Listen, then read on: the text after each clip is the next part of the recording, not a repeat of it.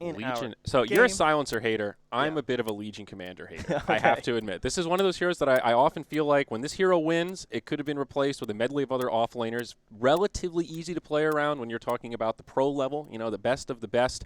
Duel is underwhelming, I think, to say the least. One of the things, I think of press the attack is really the ability that comes to mind is utility. Outside of that, I mean, this is definitely an overwhelming odds game because it's against the Terrorblade. She was often seen as one of the bigger counters to the hero. Fair, She can try and clear all the illusions. It does a ton of damage to him. And then she can also lock him down in that crucial, like, bottom 30% HP, make sure he can't sunder, see if you guys can get the kill. She has the potential to do that, Exactly. but very difficult to to execute. Yeah. If you can, it can certainly be a game winner. High risk, high reward, I guess, is an okay way to frame this hero, but we'll see.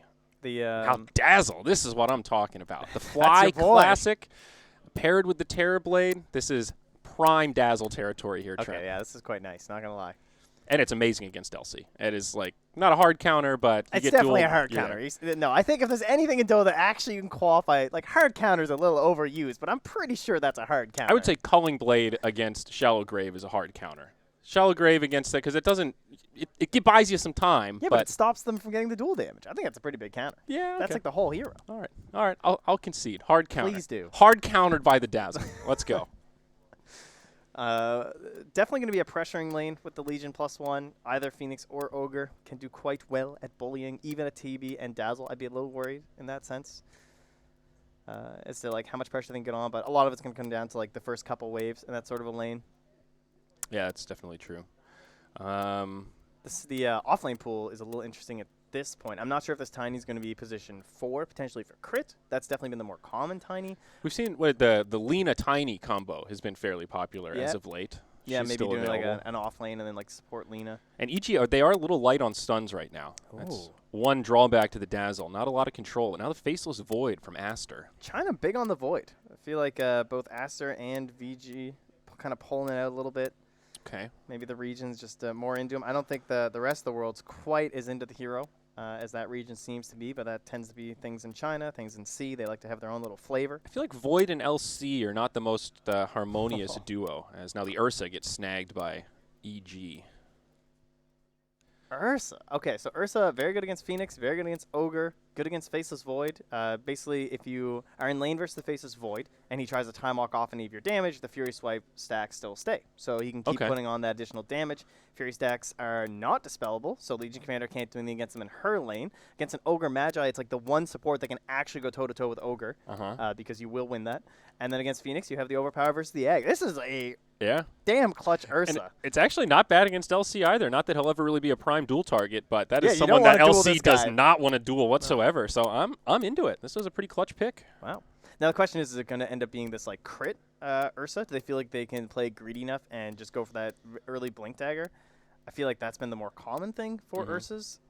It's hard to run it in the mid roll when you don't know what your matchup's going to be. So that makes that a little bit difficult.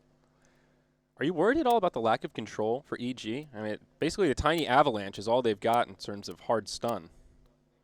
Yeah, certainly a problem. You could think about more of like a playmaker hero in the mid lane, like a Ember's still in the pool, but you're up against a Faceless Void, which can be a bit of a problem. Even Legion can cause you some issues.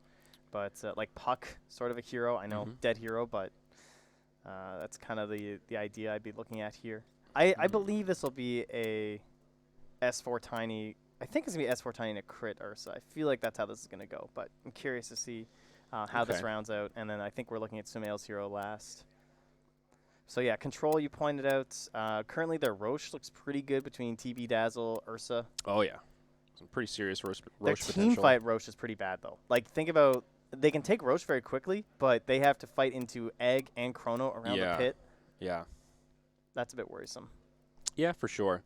But if they get a pick or two, they can kill it so fast that it might not even really come to a big team fight around the pit if they can position it properly. I like the Pugna final ban from Aster. Good.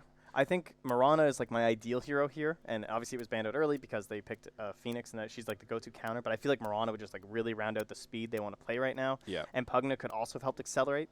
DK looks kind of okay in that same regard, but that puts a lot of pressure on getting stuff done early.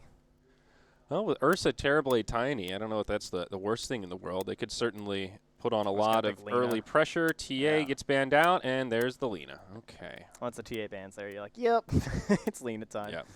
I like the Lina, though. Okay, so give some an extra stun. I bet if this mid matchup can be played as Ursa, I could actually see Sumail playing the Ursa. I could, too. Absolutely. Depending on what this 10th hero is. I think that would be so sick if this was like offlane Tiny, support Lina, mid Ursa, Dazzle TV. I think that's like the dream scenario for EG right now. But what does Aster take here? Well, we'll find out. It's the Tinker. Ooh. Nice, Ooh. nice pick in this situation. Very good against Ursa. Very good against the Terrorblade. Yeah, you're not running Ursa mid at that point. So Sumail instantly snags that. That's and it'll be crit on the Tiny and S4 on the Ursa. So more farm priority to the Ursa, and with this very common support Tiny will just continue to be what we get here. Okay. Well, at first this Aster draft, I didn't quite see the synergy, but now they've got a lot to dump into that Chrono, Tinker, Phoenix, 2 perfect heroes to settle on the edge, overwhelming odds you can throw on the inside. Tinker counter to the Terrorblade has been a very common thing too. I really like this Tinker pick. Well, let's see what Lover can do. We're talking about a lot of pressure, and even more now that he's got the big boy in the driver's seat. I still favor the EG draft slightly, though. I think they can put on a lot of pressure. I think they can start the aggression very early on. The Aster lineup, to me, looks a little bit more greedy. It's slow. Is that fair? Slow, maybe? It's like Tinker slow. Void, I just think of that window in the early game where they're both trying to get those core items, and they're knocking down all those outer towers. And like, what happens when Chrono's down? This guy has Mask. Yeah. Right? He buys Mask Madness, he Chronos someone and gets a kill. The guy respawns in 20 seconds, and then what happens, right? Yeah. And that's the thing. See a meta push. Like, EG can fight around meta, but they can also still find pick-offs, still find objectives, even when that meta is on cooldown, if the Chrono is also on cooldown. And that's the great thing about heroes like Ursa, Tiny, Lina with a Dazzle backing them up. They do a lot of damage, and they do a lot of damage early on. So to me, it looks like then we're going to be watching very carefully the Chrono versus the meta and seeing like when one gets popped. Like, you imagine if they try and go for a push and then suddenly RTZ dies with meta up to a Chrono, big problems. Yeah. Oh, yeah. Mid matchup, Lina versus Tinker.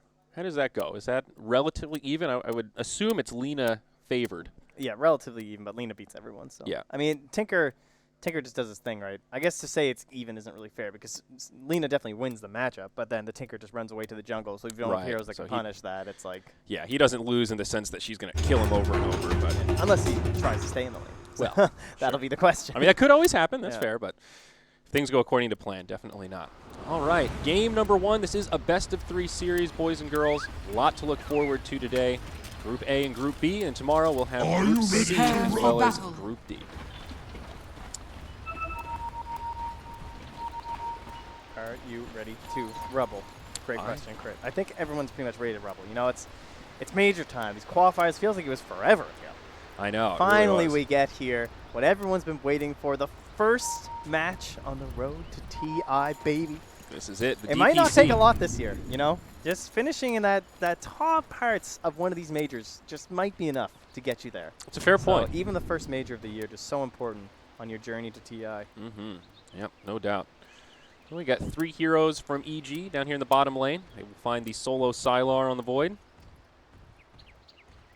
And they're hiding RTZ so far away up top.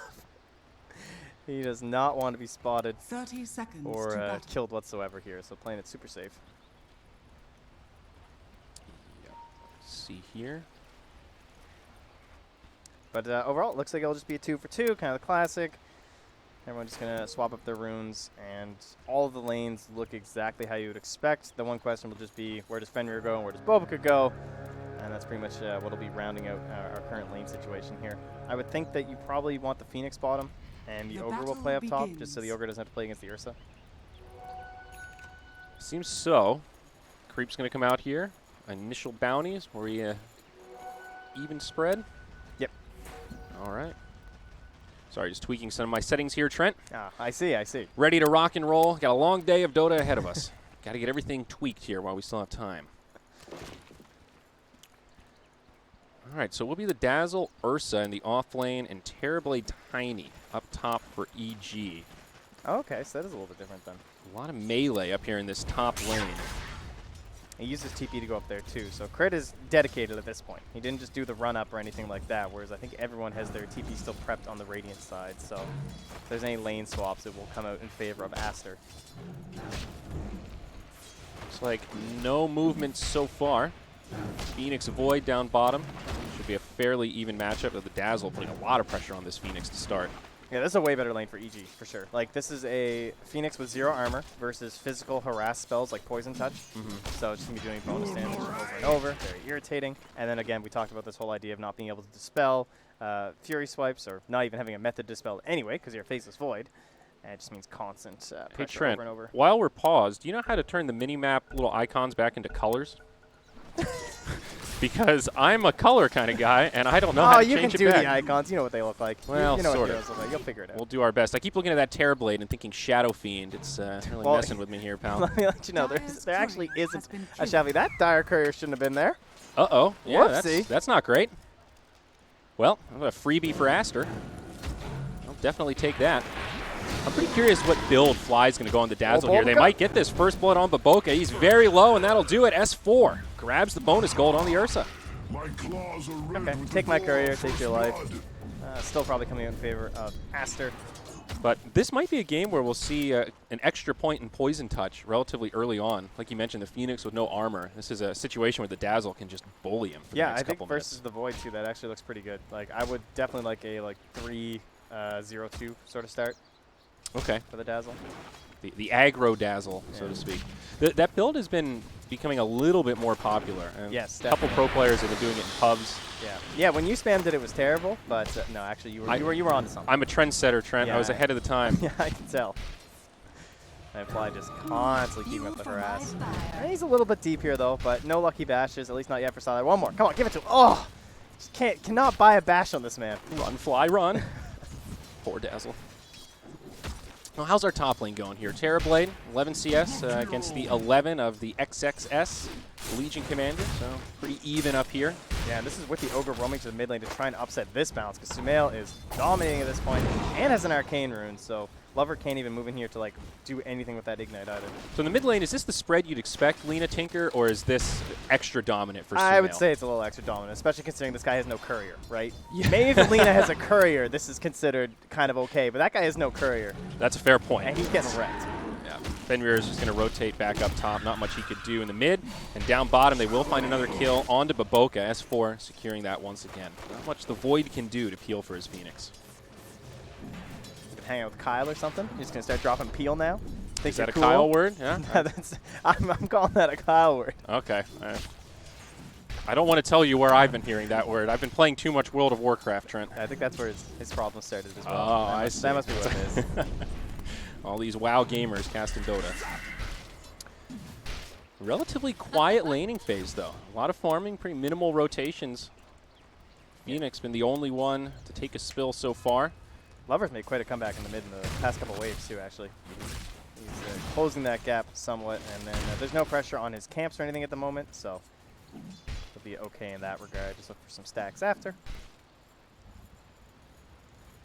So what's going to be the catalyst to really get some rotations going here? Are we just going to see a relatively stagnant laning phase, you think? I think it's extremely defensive from the side of Aster. You can't really do anything, right? Like, you kind of want to catch EG in an aggressive act with a Chrono, punish that, and that's the best thing that they have going for them, because they just want to be creating space for their Tinker.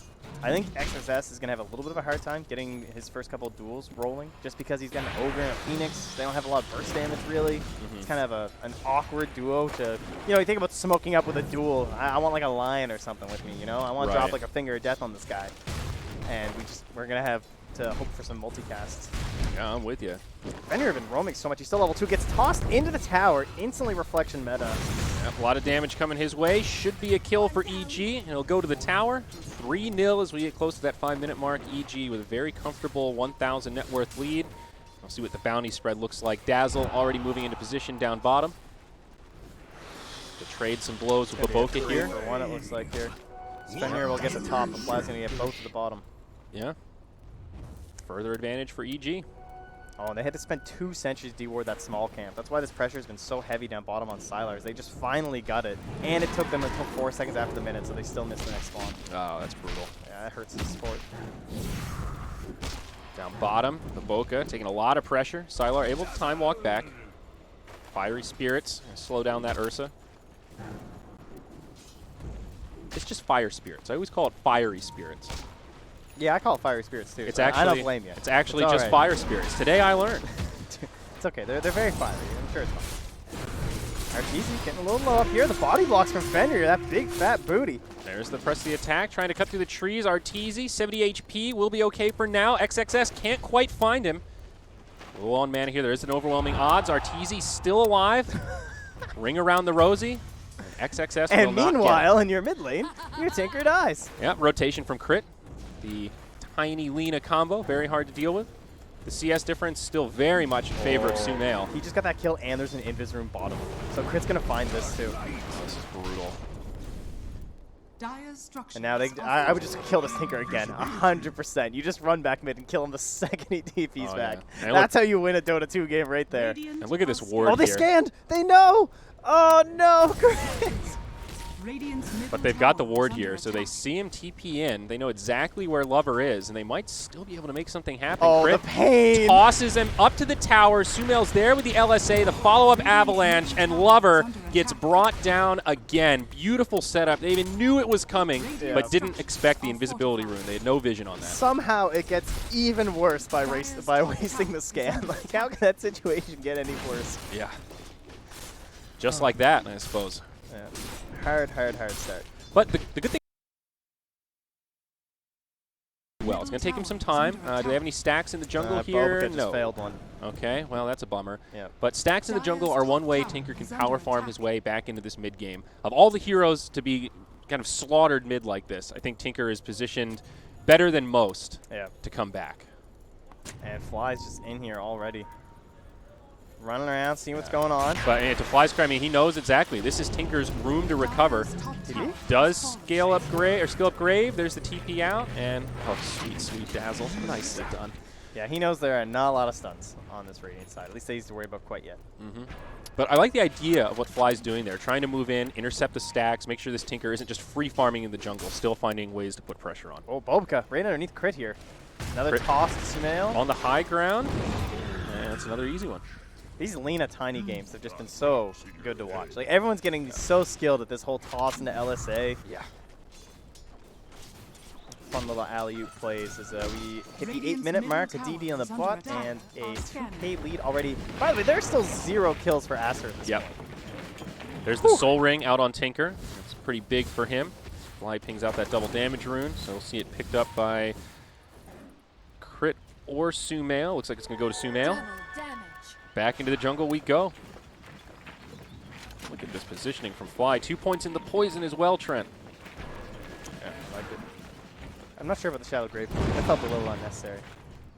Well, and that's it. I think he would have died without it. I mean, he could have just TP'd at like 80% health when he saw 2 heroes. Yeah. Surely he lives. Yeah, I guess that's true. But it's okay. It's great. Level 1 Grave is just such a bummer. But if you ever want more points, get them now. He'll probably just stop it. Oh, Void's already used his Time Walk here. The Tiny comes out and Sylar just gets picked off like that. Oh, my. Oh, that's really good. That's a killing spree now for S4. He is 51 and 22 in the last. Goodness. Yeah, S4 is basically just playing position 1 Ursa at this point. He's #1 on net worth, actually slightly ahead of Sumail, way ahead of the Terrorblade. He's been basically left alone in this lane. I mean, Void's been there, but Void has no capacity to stop this Ursa from farming. Now they're going to put a lot of pressure on this tier 1 tower. 2 range creeps. Glyph comes out, but I don't think Aster will be able to mount much of a defense. I mean, I don't like to call a game early, but it's pretty brutal. 7-0 as we get closer to the 10-minute mark. Glance at that gold graph, about 4,500 net worth favor. Very significant at this stage. And now that tier 1 tower falls down bottom, so that'll open up the Aster jungle a little bit more for EG. Nice counter ward here from the Ogre. It's a step in the right direction, but I mean, look at how many sentries they have down. You can see how much priority Aster are putting on this jungle to make sure that they've got somewhere to farm. The Tinker not even able to farm there now as Void needs somewhere to recover. That's the thing. You spend all these sentries, but like, what good does it do you, honestly? Like, maybe you remove some of this vision, but you still can't really farm down here. So the one thing they have going for them is that they have taken control of that entire top lane from XSS. They just kept on pushing. They've almost got themselves into tier 2. Oh, Ogre going to die down bottom. S4 just clobbers him. Blink of an eye. Blink. That's a blink for the Ursa at 10 minutes. It's looking very good. Well, more rotations, though, on the way. S4 could be in some trouble here, but he's got friends nearby. There's the duel onto the Ursa, but on the other side, they catch Bobica. He gets dropped straight away. S4 survives the duel, turns onto XXS. They tried it without Chrono. Absolutely obliterated. Yeah, Void is Look only how level close 5. he was. 1 creep kill away. There's the Chronosphere, but he gets stunned. On the outside, Crit might still be able to put some damage in here. Fenrir charging in, trying to put some damage onto Sumail in the back line, but it's not going to be enough. Fenrir dies, flies there with some heals. Baboka, he's back, he's in the tree line. LSA just barely off the mark. Now putting pressure into this tier 2. They've even got a siege creep to help with this push as Crit repels the forces of Aster. They're going to have to let this one go. Wow. Absolute devastation here. This is all EG all day. I mean, you just used your Chrono, you tried to use your duel. It was an ambitious jump, but attempting that play without the Chronosphere, I mean, you saw how close he was. That's just like, that's one deny from the Ursa, you know? Like, that's what all of that work did from S4. That's what that is. A Void that was level 5 at 10.5 minutes. Yeah. Absolutely. And now EG, they've got this momentum. They're starting to get that first round of core items. Terrorblade looking at his Dragon Lance. You mentioned that blink up on Ursa. Tiny even getting close to his blink now. 2,000 gold in the bank. He's going to have it. He just is like kill one camp basically. And life's going to be good. Really starting to feel that gold difference. And now the smoke from EG they know. into the Roche pit. Chrono's down. That was the only hope they had is like if they take a bad Roche for EG.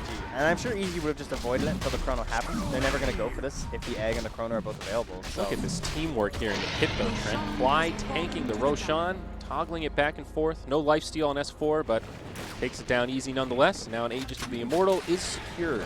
Very aggressive build from Fly to go for the Arcanes. Really uncommon on Dazzle.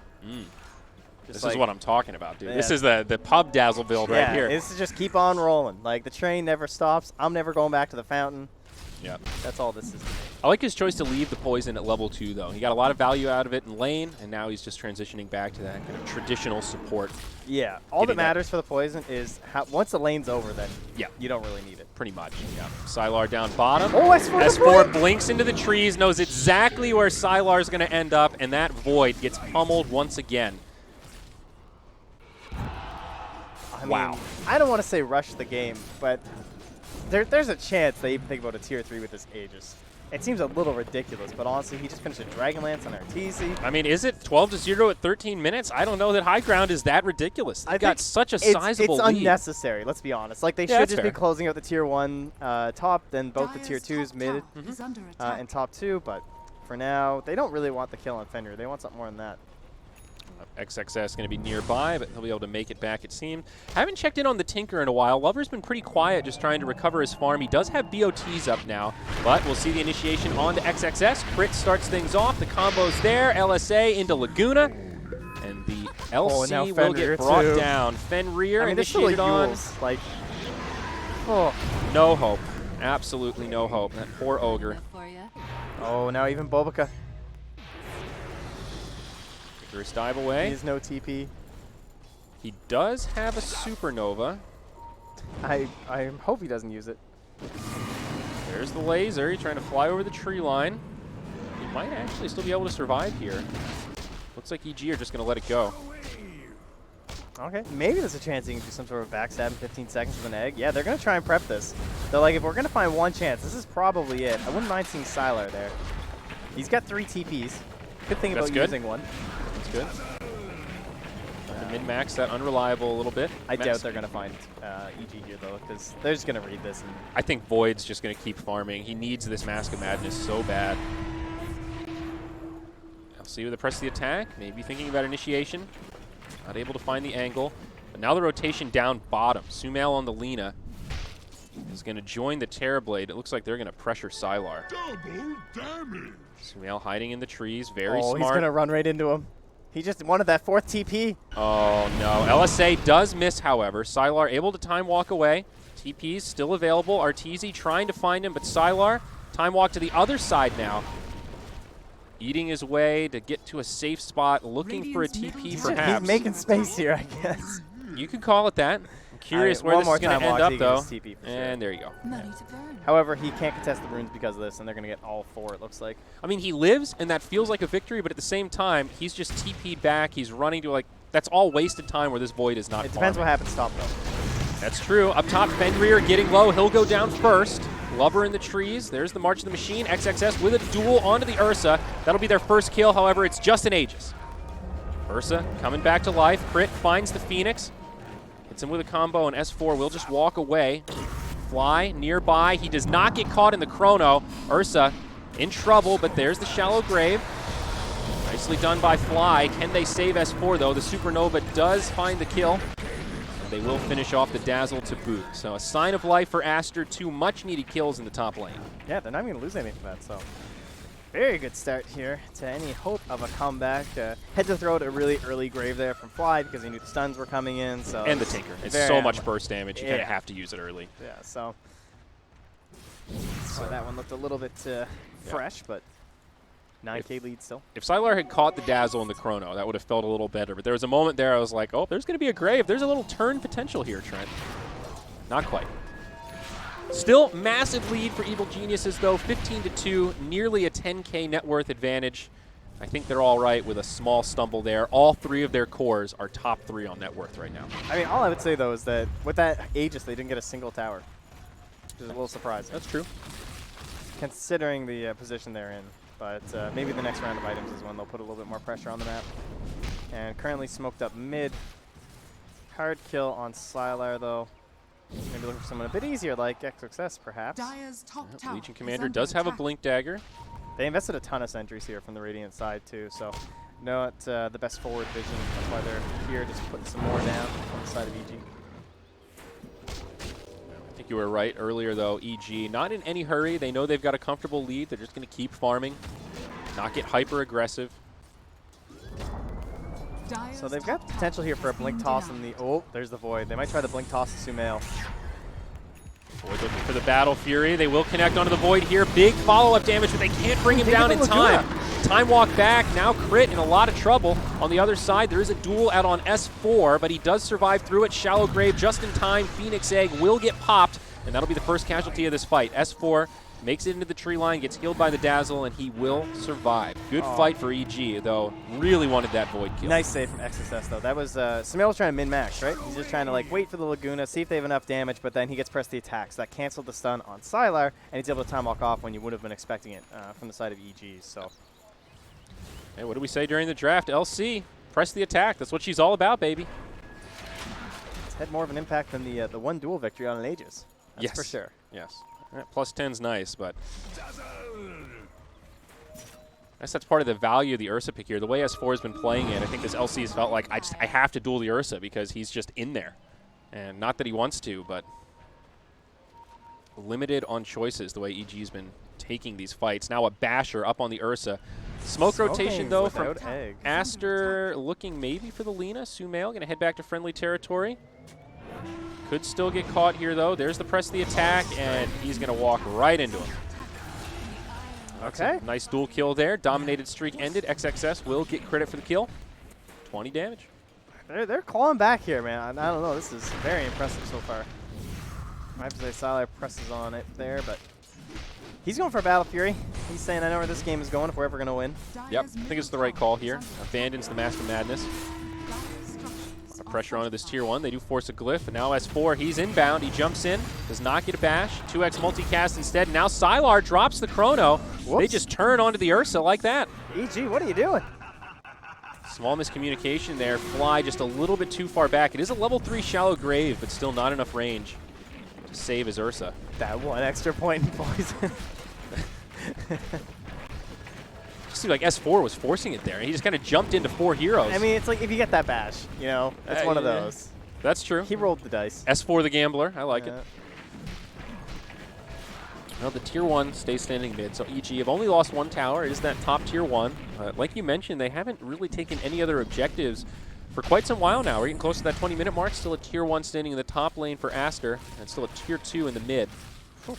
See what happens with these bounty runes. Looks like it'll again be EG favored. Phoenix is going to grab one here, but Fly looks like he'll be able to snag both bounties down bottom. Dazzle. Net worth has stalled out since about the 16-minute mark in terms of the lead here for EG. So yeah, kind of flatlined, but still a... The XP is bumping back towards Aster because of these fights, too. Yeah. But that's usually the better indicator, to be honest. BKB just came out on our TZ. Yeah, so how that fight goes, and of course the Roche fight is the big thing, so when those cooldowns will be ready. Does feel like Lover has done a pretty good job recovering based on how rough that laning phase was, though. Looks like he's going to have the Aether Lens before too long. Yeah, and a lot of that comes down to just like even holding this top tier 1, right? Like it allows you to farm that area a little bit safer with more response time.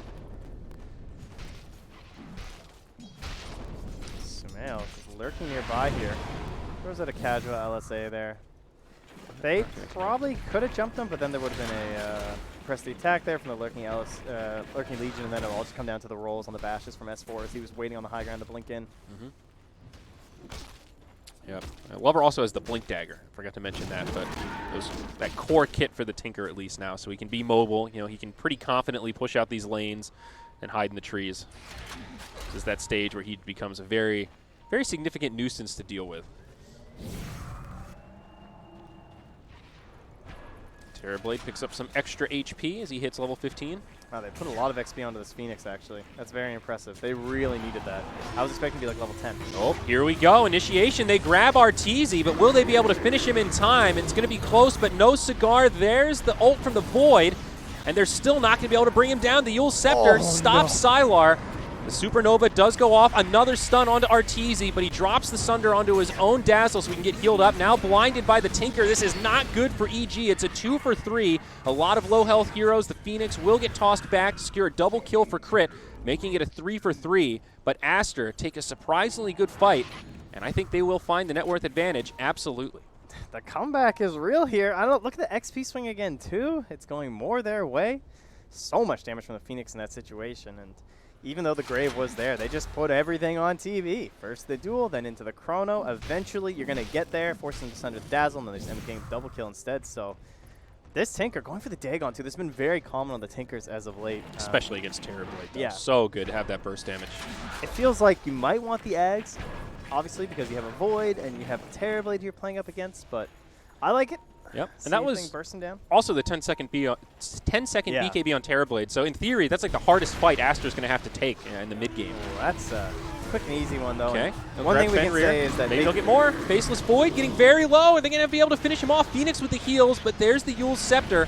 LSA to follow it up, and this time the Laguna is going to secure the kill. Icarus dive to get in some extra damage. There's the duel on Fly. Oh, the missile kills Sumail. That's going to stop Roche. More than likely. And that's one thing is that, like, Aster won that last fight. They couldn't Roche. And then EG, I think, were hoping for it, but they're so far behind these, quote, even trades, 2 for 2. Huge advantage for Aster once again. Yeah, but can S4 Roche? That's the big question right now. Because if he can Roche while this is, like, everyone's kind of chilling out, there's 8 seconds till Egg. It's kind of risky here. LC has duel in 25. They have Won't to be bail. a factor, but they're going to back up. EG! It's just too risky. Oh, my God.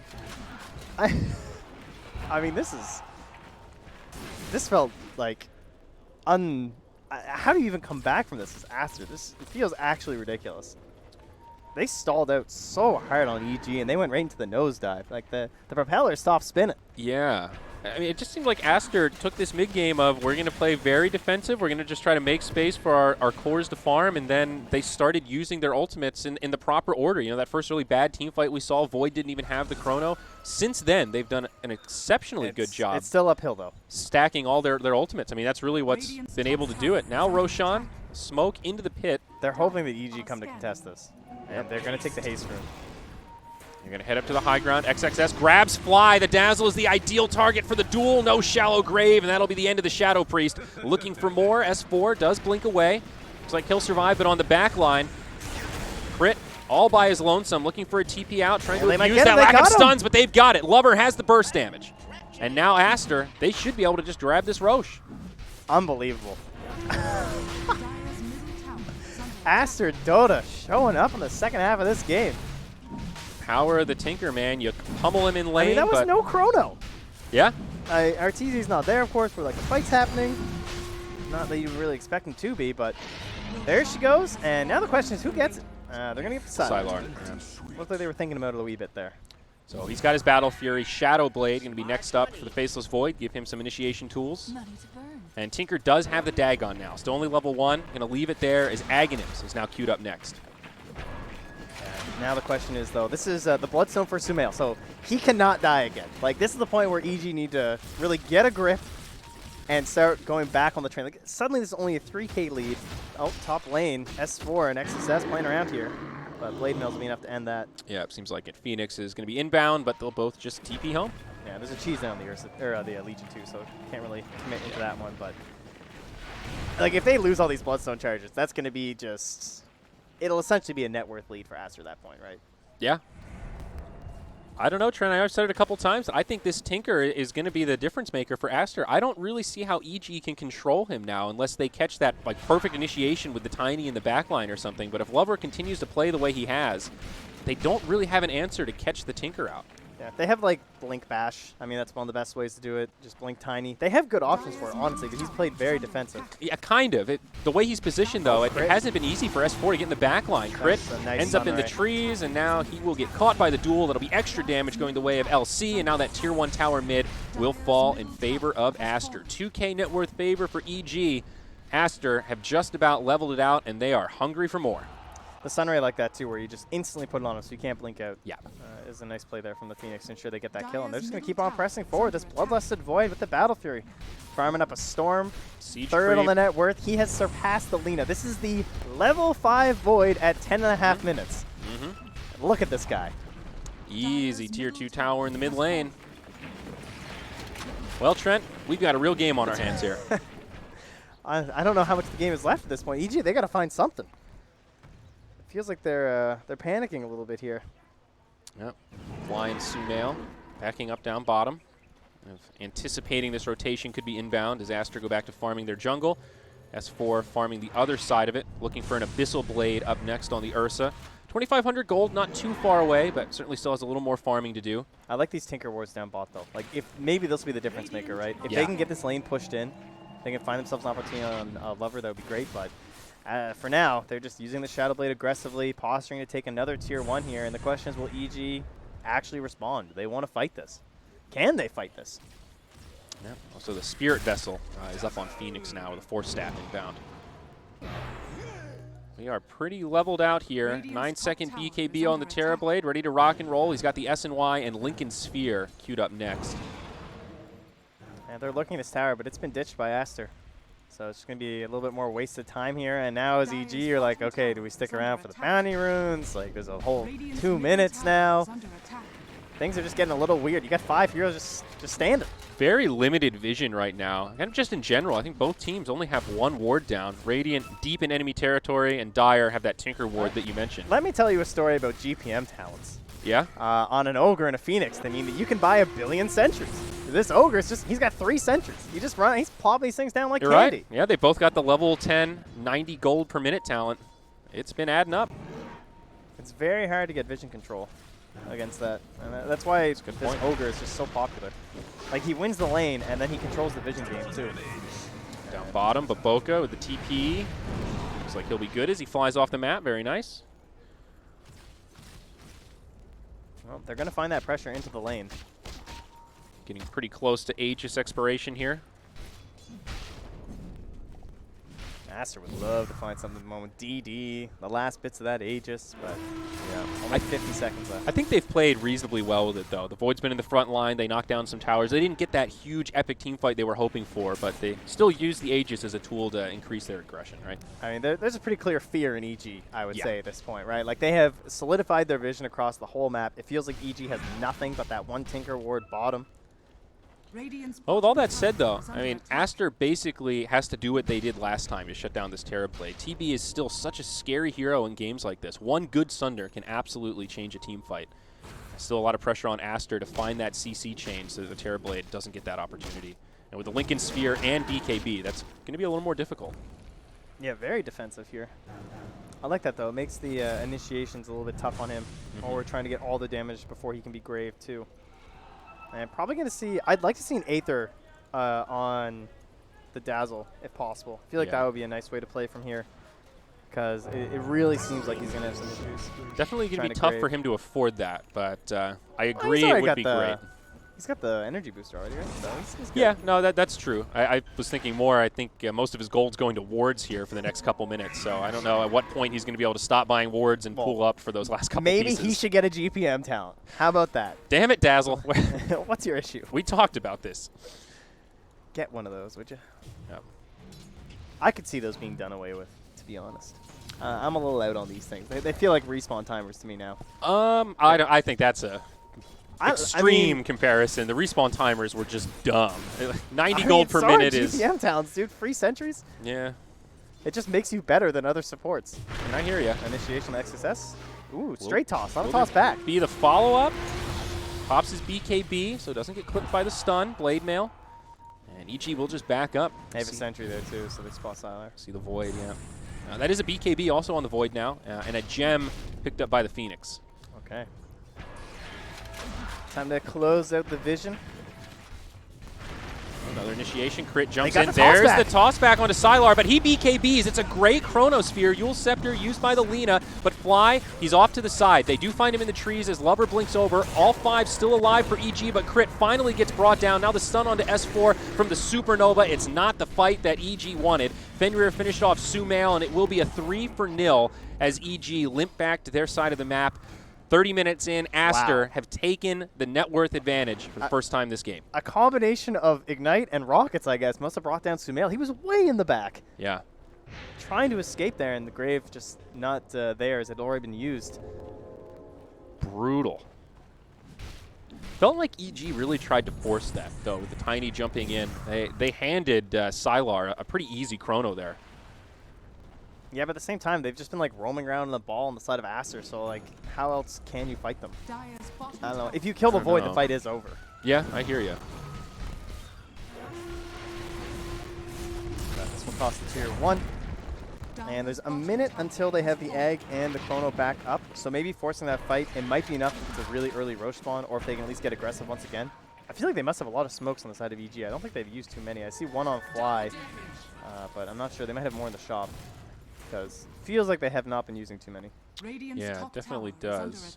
Looks like they do have one available. Aster in very good shape here. Looking at Roshan, we'll see what that RNG timer looks like here in about 10 seconds. Will certainly become a focus of this game. That is Roche 3 up next. Refresher Shard, game changer in the hands of Aster. Double chrono is so deadly. I love how Fenrir is playing. He's intentionally positioning himself in these spots where he's between Sylar and the side of EG. Like, he's just running out to that mid-wave, trying to ensure that he's going to be safe. Oh, but they're not going to be able to do the same for the Phoenix. Yep, the Boca will get brought down. We're going to see a full fight break out. They're very split right now. Initiated on. Sylar on the way in. Tinker in the tree lines. This could be all right for Aster. Force stack doesn't work. They'll be able to grab the Tiny and Crit will go down. Buyback on the Phoenix, though, so it is a 1-for-1, but not a huge gain for Aster. But alas, Roche is coming. No buyback on Crit. Is Roche going to be up? What's the timer? 2 seconds. Yeah. This is relatively lucky for Aster, but will they scout it? Yeah, they have the advantage there on the side of EG. But they can actually just spam illusions and keep better eyes on it. Nothing really similar on the side of Aster, so going to take some bodies in the pit, and they're going to smoke up.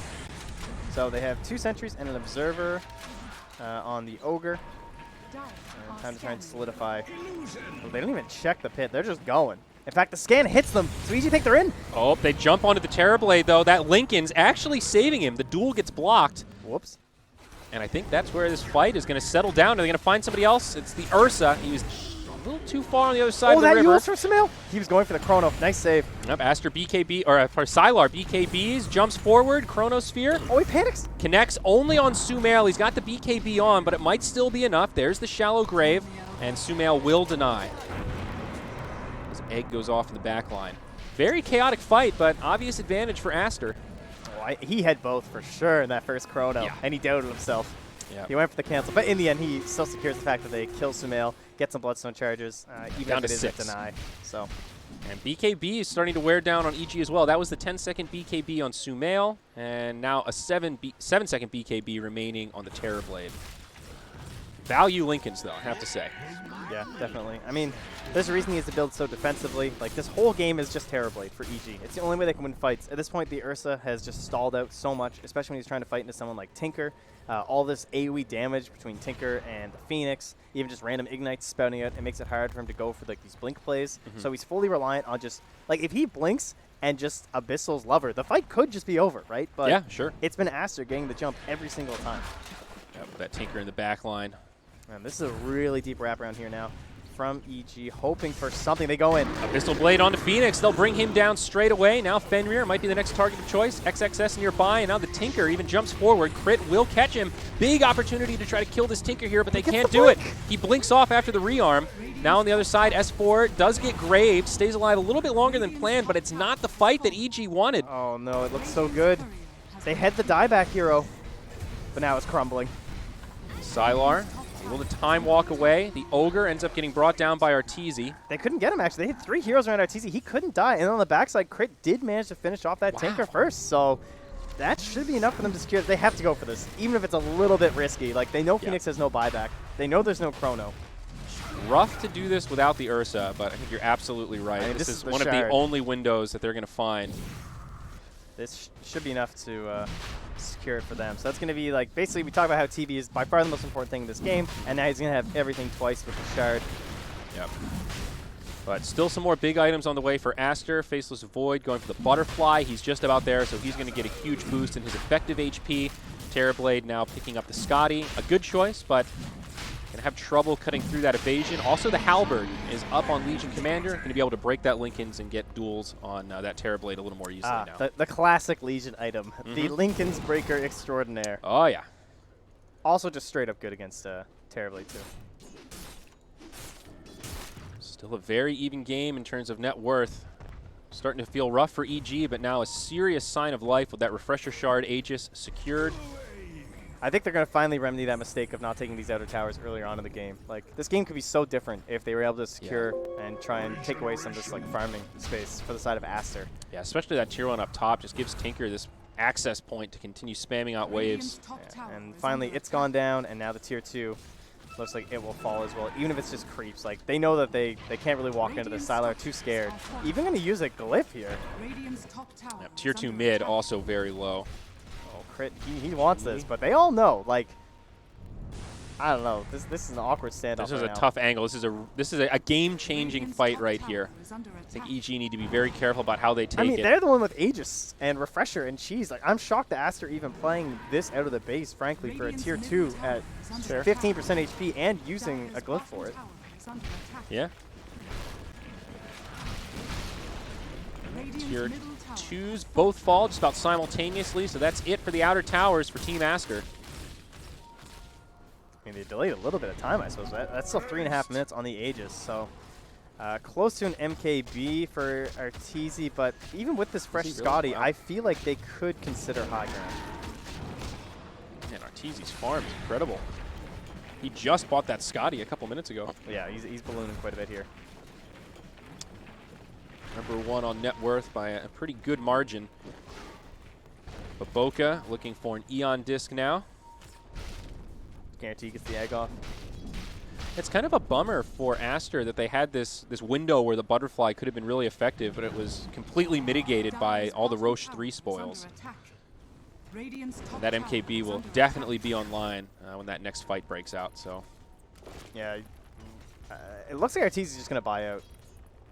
Because, I mean, you have the Aegis, you have the Shard. I feel like you can just go for the game here. yeah. So, yeah. We'll see, though. He's currently still saving up towards buyback. He's just a little bit shy, but he's got enough to finish his MKB. Now, Aster, 3 heroes in the bottom lane, pressuring this tier 2. No one from EG nearby. They're hiding in the trees, kind of baiting with this Void a little bit, I guess, hoping that EG will bite. Boots have even been ditched here for Arteezy. Uh-oh. It's raid boss time. He's waddling. Dire's bottom tower has fallen. And that'll be the end of the outer towers. Only tier 3s remain here, Trent.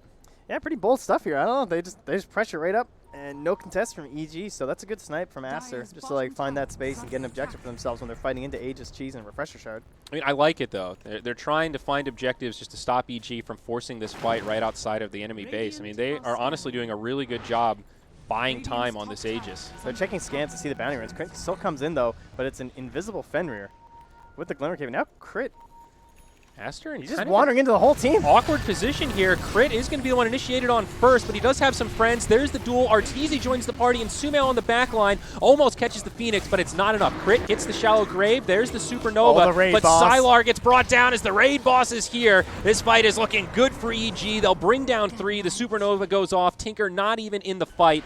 1 for 3. Very nice. Yeah, things just kicking off in a bad way for Aster on that one.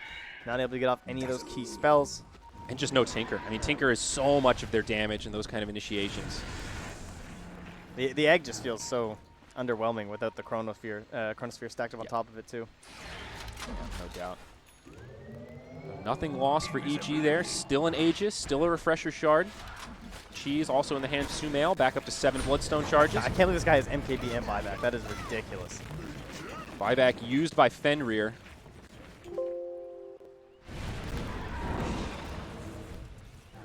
EG taking this kind of slow. Still a long cooldown on Metamorphosis. Has not used the shard yet. They've got 30 seconds till Aegis runs out. So Yeah, this so is just probably back up, wait for that meta, and look for another gank.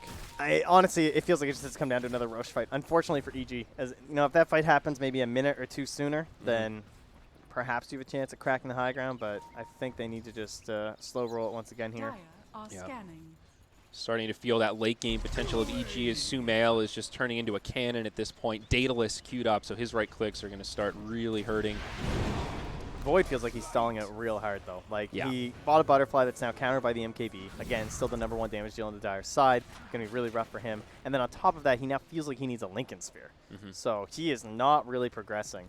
Especially, like, he has to guarantee the Chronosphere, sure, but feels a little rough. Ogre going for the plus 40 strength talent at level 20. Skipping the Bloodlust. It's a beefy Ogre here, 2,900 HP now. Yeah, it feels like the way you kind of have to play it, honestly. The Bloodlust is pretty great, but for the most part, everyone just feels the need to go to strength. Okay. I've seen the Bloodlust picked up a couple times. Yeah, I think it's good when you have like TB, or you're in a situation where you're like GG pushing when you know that they don't buy back, and like you just can get 1 extra racks because of it. Very situational. 40 strength is a lot. It is. It's like a lot. It adds, when you take that talent and the health, it's like 900 HP total or something. Yeah, it's damn significant. A duel? Initiation here. Looks like they are going to find this kill. That's an Ursa down. It's a good catch for Aster, but can they get more? Arteezy with the BKB on. Sylar grabs the Chrono in the back line, trying to finish off Fly. It's going to be close, and he will bring him down. Now on the other side, Crit able to survive. And Arteezy will just head back up to the high ground as Sylar is still in pretty deep. BKB on, but it's expired. Now Crit hits him with a toss. Arteezy doing a lot of damage. Supernova on the low ground. Tinker's way in the back, too. Love her. Pops the Hex onto Sumail. He's going to eat the cheese. Now Sumail's back and ready to fight. Tinker getting low. The disarm, stopping this Terrorblade from doing the damage he needs. Arteezy can't sunder. He's going to go down, and now Crit on the run. Looks like he's going to fall as well. The neutral creeps will deny it, but he's going to be dead nonetheless. It's all 5 dead for EG. The buyback from Tinker proving worth it as they get completely cleaned up. Oh, the 43-minute neutral deny. Well, it's a Pyrrhic victory for EG on that little kill. As, yeah, it costs them 2160 even with all the kills. Very expensive for the old Tinker, but if that's going to help secure the first tier 3 of the game. 2,400 net worth swing, and now the Tiny buys back.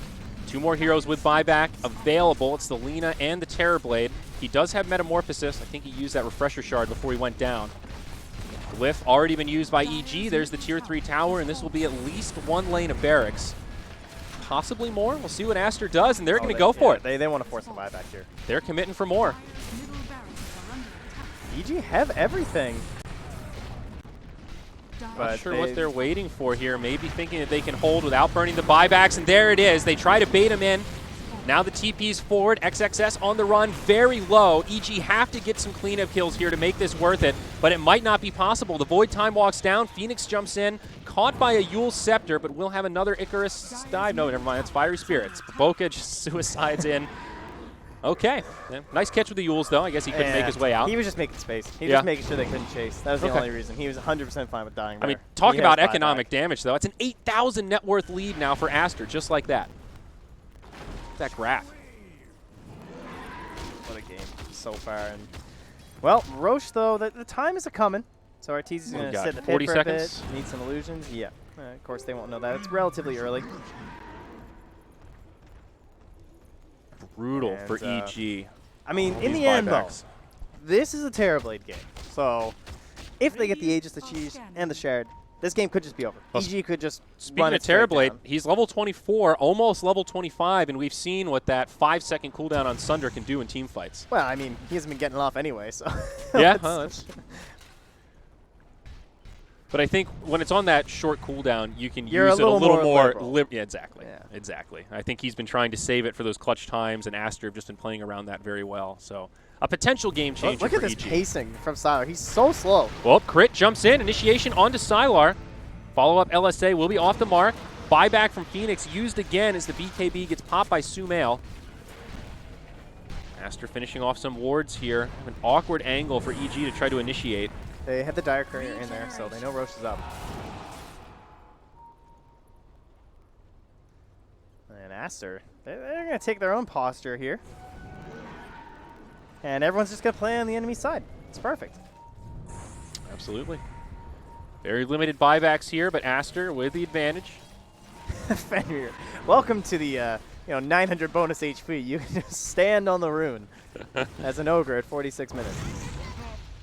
EG still on the high ground here, posturing like they really want to catch an initiation. Oh, nice war here from Fenrir. Gets them all. S4 thinking about jumping in, but it's the Legion Commander that drops the Ursa, and S4 buys back immediately. BKB's pop, but it's a great chrono from Sylar. He focuses down the Dazzle, and now the Terrorblade is going to be the target they want. They destroy the Terrorblade.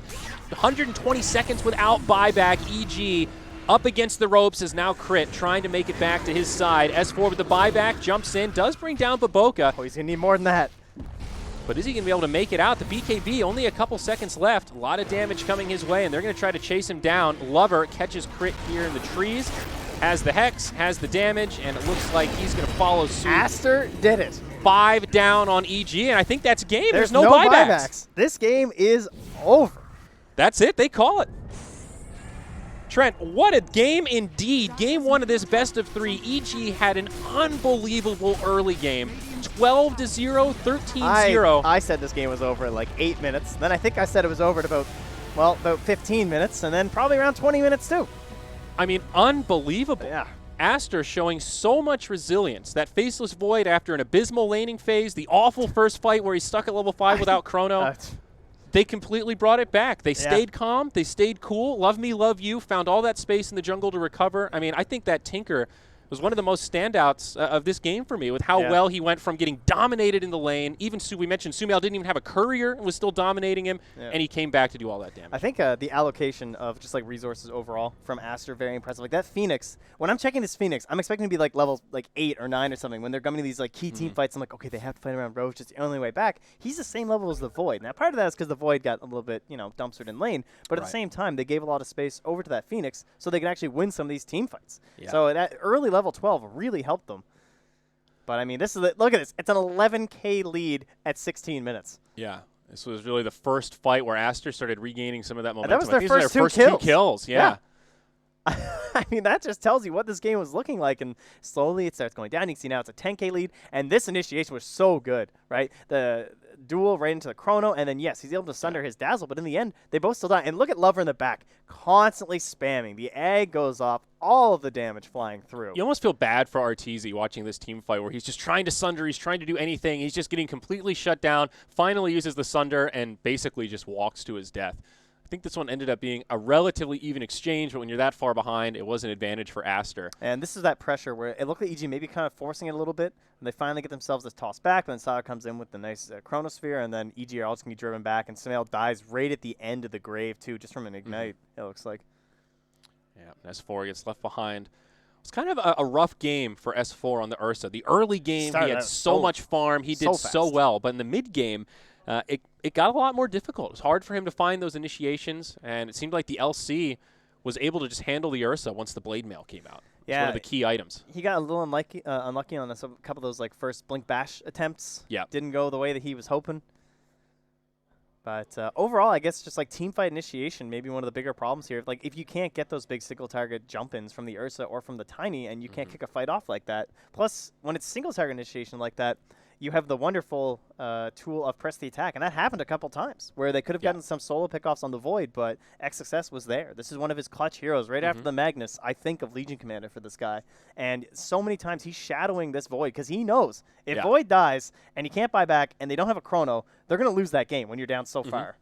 Yep, absolutely, and this is the final fight here, I believe. Yeah, Aster just hopping right on there. XSS, again, just using the duel, using the Blade Mail on the Ursa. A beautiful chrono. Beautiful chrono to finish out this game, showing the power of the Void, even when you have the rough start. He didn't whiff, like, any chronos this game. Like, the one that he hesitated on the one. That was it. That was the only one we criticized. Yeah. And other than that, it was very good. The only other big criticism was the fight where he was level 5 and didn't have chrono. Yes. All these allies came to his lane and took his experience. You know, can't really blame the guy on that. Yeah, and I know you mentioned it a couple times in this game, but Fenrir on the Ogre played such a good game in terms of positioning. He was always in the front lines. They were fighting around this Void so well, and some of that was a testament to that big, beefy Ogre. It was just a nuisance in the front line. Yeah, he didn't really feed all too much. You find a hero damage. He took like 32k damage. That's pretty sweet for an Ogre, right? You're helping out the team when that becomes the case. So. I love that they added that stat, by the way. Yeah, it's very telling on damage certain received. heroes. And it's great to see the raw versus the reduced. Yeah. It's so telling of what tanks can actually bring to a mid-game fight like that. But only game one, boys and girls. We're all best of threes here in the GSL group stage, so we're going to take a break, then we're going to come back, see what these teams have in store for game number 2.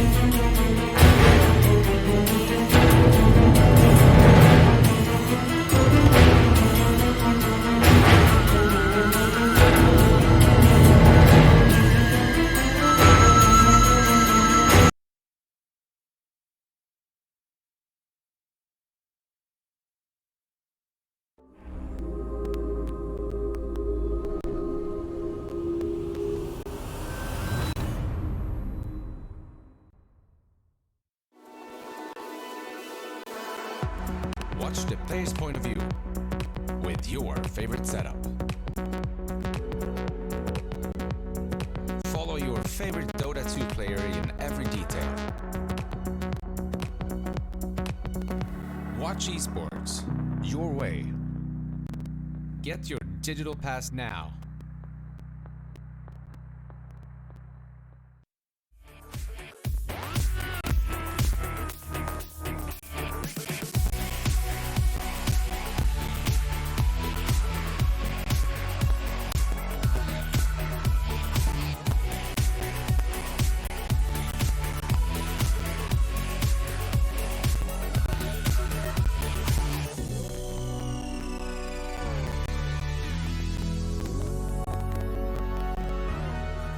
Hello, boys and girls, and welcome back to Stream B. We've got game number 2 of EG and Aster set to get underway. Aster taking the first game in this BO3 series in stunning fashion. Yes, that might come to a shock to any of you that left 5 minutes in thinking, wow, I'm going to watch the other stream because this game's over. Yep. It wasn't. Turned out, believe it or not. I mean, we were right there with you. We kind of thought it was going to be over as well, but Aster kept their cool. Yeah. They brought it back, and through a scrappy mid-game, they were able to take a win. So let's see what happens in game number 2. Our draft is already underway, so let's hop on into it. I guess the real question, Trent, is will EG be able to wipe off that last game? That's maybe not the most tilting of losses, but certainly not a good one. Well, and how much of it was really a draft issue? I don't think any of it was a draft issue. No. If I'm referencing anything there, I feel like they definitely had the keys to win that game. Absolutely. And they drove the car off the cliff or something. I'm not sure what happened there. Something went wrong with the keys either way, but at this point, the Phoenix will once again be picked up from Team Aster. Can't really blame them on that one. Bubka playing quite well. Can also be handed over to Fenrir if it's going to look more appropriate in the 5 role. Nice early Weaver pick for EG. We talked about how weak the carry pool is right now. Yeah. Weaver, one of the few that can still kind of stand on his own 2 legs. And also or 4 legs. very versatile in terms of roles. It can be a 3, it can be a 4. Even without the Drow, we've been seeing support Weavers, and looks very good. And that's just because the Tiny's been banned out. So it essentially replaces the Tiny, and they will still once again go for the TV. So they have 2 heroes already quite good against the Egg. Yep, absolutely. Also very strong laner in the Weaver, too. I guess confident in the way the Terrorblade went last game. It was sort of a tough run for Arteezy. A lot of crowd controls coming his way, but I guess that's one of the good things about Terrorblade. Terrorblade is if you can play around it, you know they're going to put that pressure on you, right? He itemized at least to try to deal with that pressure, and they go right back for the LC. Okay. I mean, XSS looked very good on last game, and it will probably be banned when you have the Weaver, too, because this forces the Weaver into a Lincoln Sphere, which you probably don't really want to have to buy in most games, right? You want to be really aggressive like Diffusals and Dragonlance and maybe a BKB, but now at this point, it would have been banned for sure. So I like this decision. And will EG even bother to ban out the Ogre if it ends up looking good? Aster could still just go back for that. So quite fine. Lincoln's isn't the worst thing in the world for a Weaver.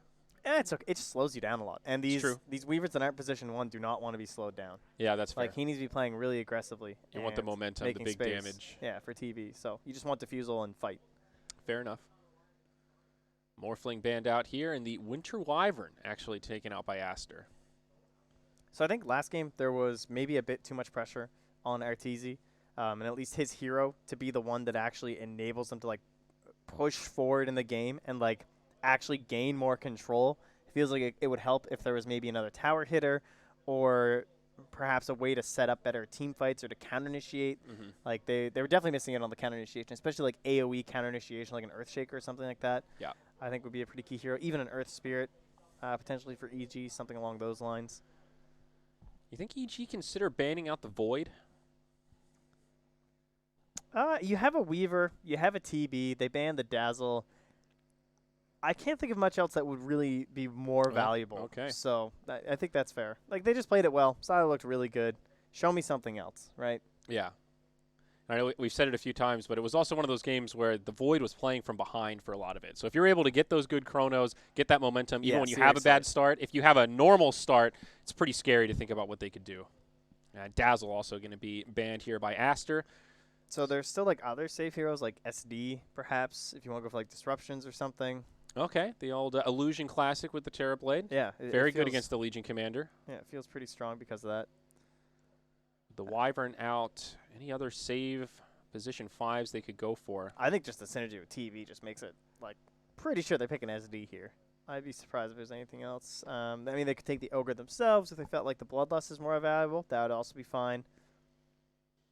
But the fact that the Ignite can be taken off. Ooh, Okay, Bane. That's a Bane. decent save with the Nightmare, too. Can play a little bit more aggressively.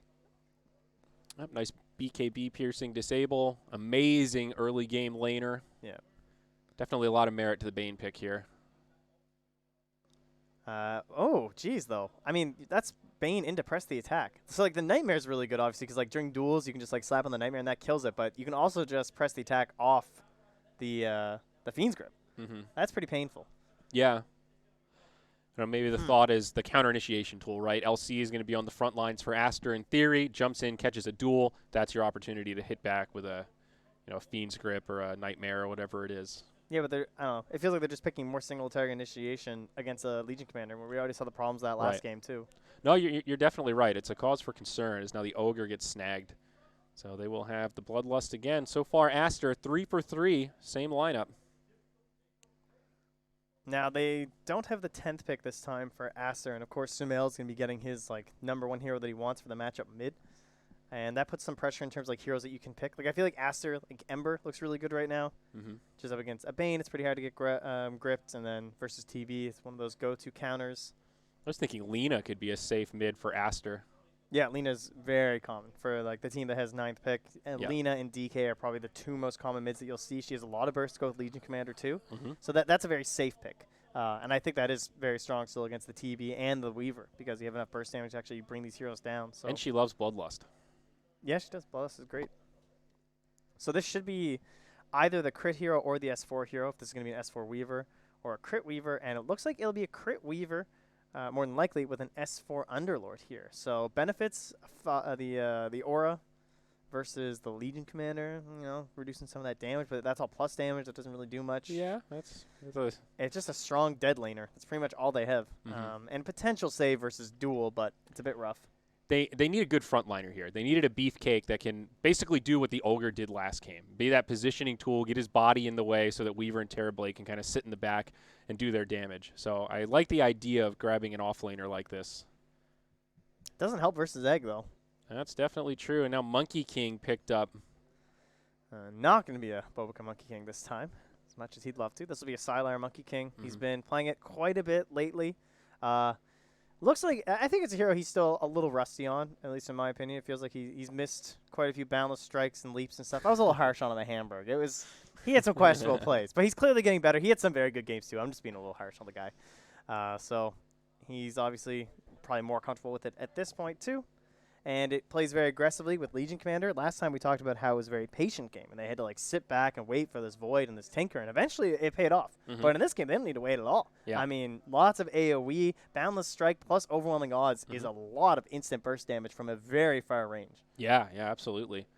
A lot of control for Aster. They've got a lot of stuns, especially if they get a mid laner, like somebody like the Lena who also has another follow-up stun. Just great initiation, great ways to start fights. EG will once again... it was actually Aster that banned out the Pugna last game, so we will see him 6th banned again. Very smart choice. Big burst damage would allow Aster to siege. That's one thing they're kind of light on right now. They don't really have great pushing heroes. Yeah, very safe laner, too. Much like the Lena and the DK. They just often have a good time. And there she blows. All right. So I called one, but not a very bold prediction, I'd say. Ban TA. I wonder what they're going to pick. It's amazing. To be fair, I did call it before they banned the It's TA. true. It's true. What does EG want here, though? And I guess we'll find out. It's the Mirana. Okay, so this is what we wanted last game, and it got banned away. Felt like it was kind of this more aggressive hero that would have fit them really well. Ooh, that is a styling mount. Yes. What? That thing's so cool. That's actually cooler than the really expensive one. Sumail is a stylish young man. Oh, I don't know if you've spent much time with him, but he is a fashionista indeed. He is. He's got those nice clothes, It's him and Bulba, they're really into it. Oh, yeah, dude. And Bulba went from wearing the same cargo shorts and ball cap every day to, Gucci sweatpants. The man. We all grow up at some point, Trent. Never thought he would. One day we all graduate from the J.C. Penney catalog. That's true. What are you thinking here? Game 2, we thought EG were the dominant favorites when we came into this series. On paper, now that we see the draft for Game 2, do you think we're going to a Game 3, or do you like this Aster lineup? What kind of initiations do they have? They have so because this Weaver has been given to crit, that means he'll he's going to try and get an Aghanims. A lot of the game comes down to if he actually gets it, to be honest, because fair. it's a lot of single target burst and damage from the Monkey King, the Lina, and the Legion. Damn, I think of look at just that like, ogre, dude. oh yeah, he's looking good. Oh. So I think the Aghanims on him will be really nice, as well as the positioning from Fly with his Nightmares, and then S4, how many auras can he build? Which ones can he go for? They've gone for a pretty nice spread. Heavy magic damage coming out from the Phoenix, the Lina, and even Legion Commander with the overwhelming odds, plus an Ogre thrown in there. But then there's also physical. Might need a Crimson Guard versus like the Monkey King ulti if Sylar gets farming here too. So on one respect, at least you can say, like, oh, well, both Pipe and Crimson Guard are great this game, but you also need to build both. And that can take a little bit of time there for S4. Yeah.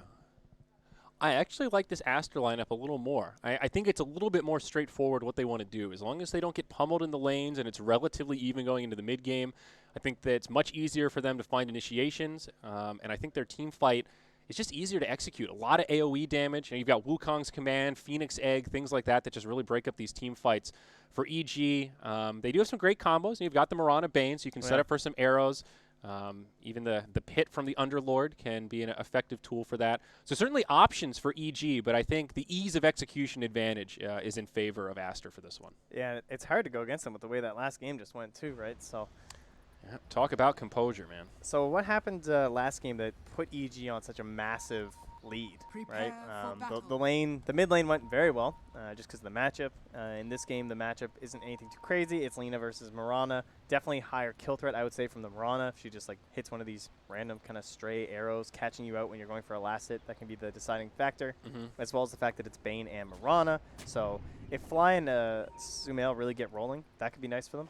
I mean, didn't it really just come down to mid-game team fights for the last game, just fighting around their cooldowns for Aster? I mean, it did eventually, but like that game should have been over, right? Like, why did the lanes go so bad? Because the lanes went horrendous for Aster. I can't really forget that. It was absolutely terrible. True. So things that happened was that there were very good pull blocks coming out from EG. They completely stopped any sort of ability to control the lanes from the side of Aster, and it kind of snowballed quickly out of control because of that. So will they get that once again? They're going to be doing this classic Evil Geniuses maneuver where they always put Arteezy in the top lane on Radiant side. He always plays this off lane. Something they've been doing for like better part of, it almost feels like a year and a half now at this point. I feel like it's like since post TI6, I want to say. Like, I guess it's been that long that they've just always been up to this. I can remember back at like the Montreal LAN, they were doing these kind of plays, right? They hit crit jungling on a Venomancer, and Arteezy's just always playing the off lane. That was how it was. So they feel good about this setup. They've got him paired up with the Bane, one of those better laners. So we'll see if he gets off to as good of a start as the previous match. And then how well can crit play around the S4 too, right? Like, you want a lot of kills on this support Weaver. You want to be a real bully. Is there any merit to the Enfeeble on Bane these days, or is that just passed up It's completely? pretty dead. The early levels are just terrible. Yeah. Still scales pretty well, but... I mean, level 1 used to be one of the best value points like in Dota. Now it's just... It's terrible. Minus 30 is still... It's something. Yeah, but it only lasts 8 seconds. It used to last like 20 at level 1. Oh, I see. Yeah, the durations. Yeah. Okay. That's fair. Okay, well, mid lane, Lover on the Lina, Sumail on the Priestess of the Moon. Yeah, Should be a pretty even matchup. Can he get the Deny? No, because they both use spells. Wow. What a time to play in the mid lane. Yep. Range creep Dota, baby. Up top, Phoenix LC versus the TB Bane. A lot of pressure on this Phoenix already. Always tough for the Phoenix in these first couple levels. Very low armor hero. Did get that Ring of Protection, but not one that will win these right-click wars. I do like that, though. I think it's important to start with the ring there. You know, sacrifice a little bit of gold on your other support. It means you have to buy everything, but it's fine. Yeah, makes a big difference. And down bottom, we've got the Weaver Underlord combo. I'm putting some pressure on Sylar. Not an easy lane for this Monkey King, though he's going to have some creeps pushing in. Underlord, so annoying in these early levels.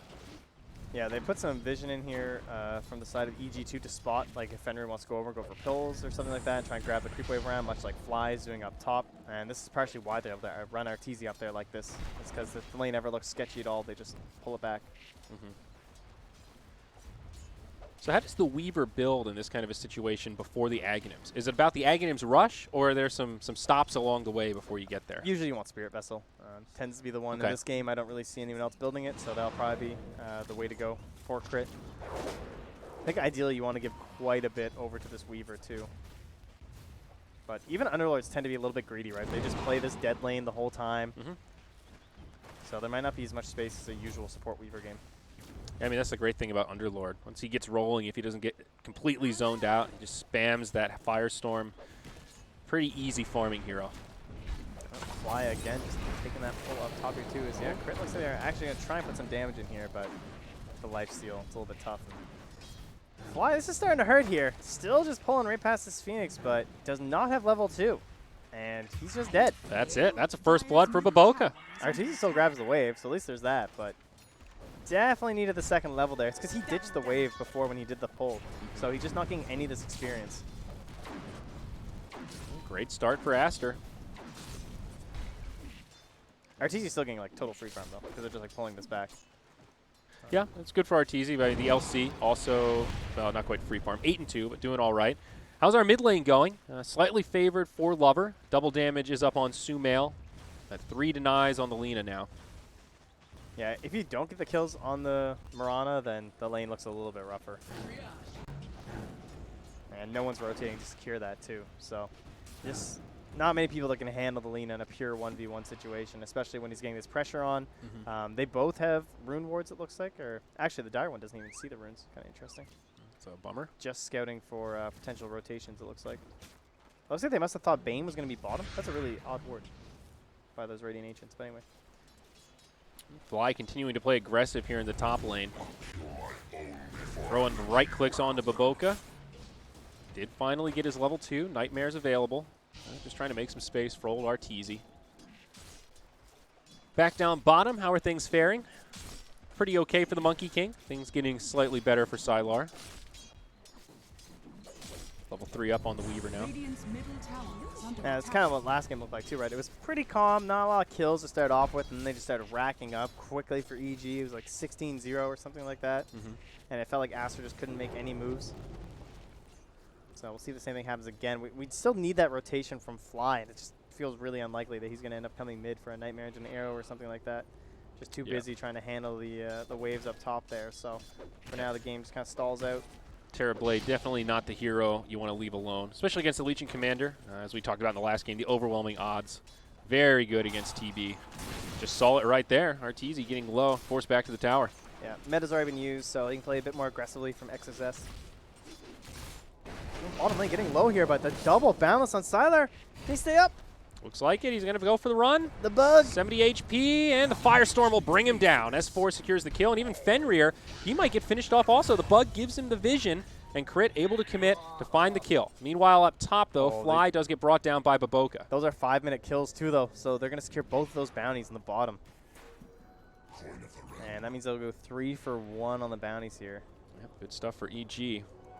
Tip the scales in their favor, though it is tied up 2-2. Ah, I was wondering why Crit didn't, or why S4 didn't grab one, but Crit has the bottle too, so this lane is going to be really hard to come back into now if they can just keep bottling up here and grabbing that bottom rune as they have a ward now freshly planted from Fly. He's going to stick around, going to spot Lover coming through, but can't get him. Not quite. Back he goes. Bane's just a little too slow. And there's a ward on the courier now here as well for Lover because they know this Bane's coming through. So they deliver one over. And he'll plant it on the right side. It is just outside that sentry. Perfect. Wow, pretty close. So bottom, they have bugs ready once again for Crit. I would just imagine they want to hop on Sylar once more. Level 2 Firestorm. Some pretty decent damage to Sylar to start things off. No bugs from Crit, but I like a couple of love taps. He's holding it until they know they have a kill threat too. It's a long cooldown. 44 seconds at level 1. Yeah. No chance to get a pull here either. Might have had one actually if he's gone for it, but they want to use this siege, so they're going to try and push this wave down and actually get some pressure. I think Sylar has done a reasonably good job trying to farm through all this pressure. Getting kind of low. We'll see if they can keep this catapult up or not. Sylar trying to focus it down. The battle of the siege creep. And at the same time, they've also popped the meta in the top lane, so double pressure happening here with Bobka a little bit low, but the rotation will be forced to the bottom. That's where Lover's going to come. And they'll go in onto S4. LSA, Laguna Blade to start things off, and But S4 gets likewise, destroyed. In the top lane, that's where Sumail went, so they'll get the kill on the Phoenix. Yep. Advantage Aster, though, when you're trading a core for support, I suppose. But at the same time, more space for Crit is never going to be a bad thing. I'm imagining that you want basically equal fire models. Like, it's fine sacrificing for an Underlord if that's what it means to boost up your Weaver, and then S4 even just comes in and refills the bottle, of course, for crit. So Definitely feeling that experience difference. The level 5 Weaver compared to the level 3 Ogre, making this lane a little easier for Evil Geniuses right now. yeah, he even runs to the trees there and puts that ward down as Fly and Bobica just Oh, there's the a little arrow. tussle. 5-second stun from Sumail. Easy layup there. That'll be another kill for Evil Geniuses. And that Lover still survives, though. Very nice for their little mid-game push here. I imagine he's going to start playing around with that Legion Commander soon. Yeah, Lena having a pretty good Radiant's start. Number middle 1 on tower net worth is right under now. attack. About 200 up on Sumail's Marana. And that Laguna comes back just in time as the duel is almost up here for the Legion Commander, too. But Crit will find the room bottom with his bottle. So great Very start nice. for him. And it looks like Medallion, potentially Solar Crest, going to be his first choice. Oh, I like that, too. That's a little bit more aggressive. Well, I guess it can go either way with the Urn. I suppose they're both rather aggressive builds, but certainly damage heavy in this case. Dire's middle tower is under attack. Definitely not bad against the Monkey King. Man, Arteezy's been completely forced to jungle up here, though. He can't even come up to this wave, so some slight problems, because that means Fly is also pushed back, and he's actually going to find himself a Hellbear, so Fly will be very happy with that. He needs the XP desperately. He's just trying to get to level 4. Now All the down bugs come bottom. out. Rotation from Sumail. There's the Starstorm, and Fenrir will get brought down. Last auto attack from Sumail secures it. Nice rotation. Easy kill. Yeah, and Fly gets the mid lane, too. So this is all before Tome. They will probably have both supports at least close to 6. Fly racks up the mid. And a TP, force from the Lina. She has to actually just cancel it, so that's a little bit painful in that regard. And yeah, Crit just wants to keep up that pressure. He wants to force more attention down here if possible. Let's get stunned up. S4 right there. Level 6 now on the Underlord. Grabs that second point in the Atrophy Aura. Very even laning stage here, Trent. EG with a slight advantage, but so much more even than last game. And now we'll see a freebie mid lane. That's Lover with a Laguna.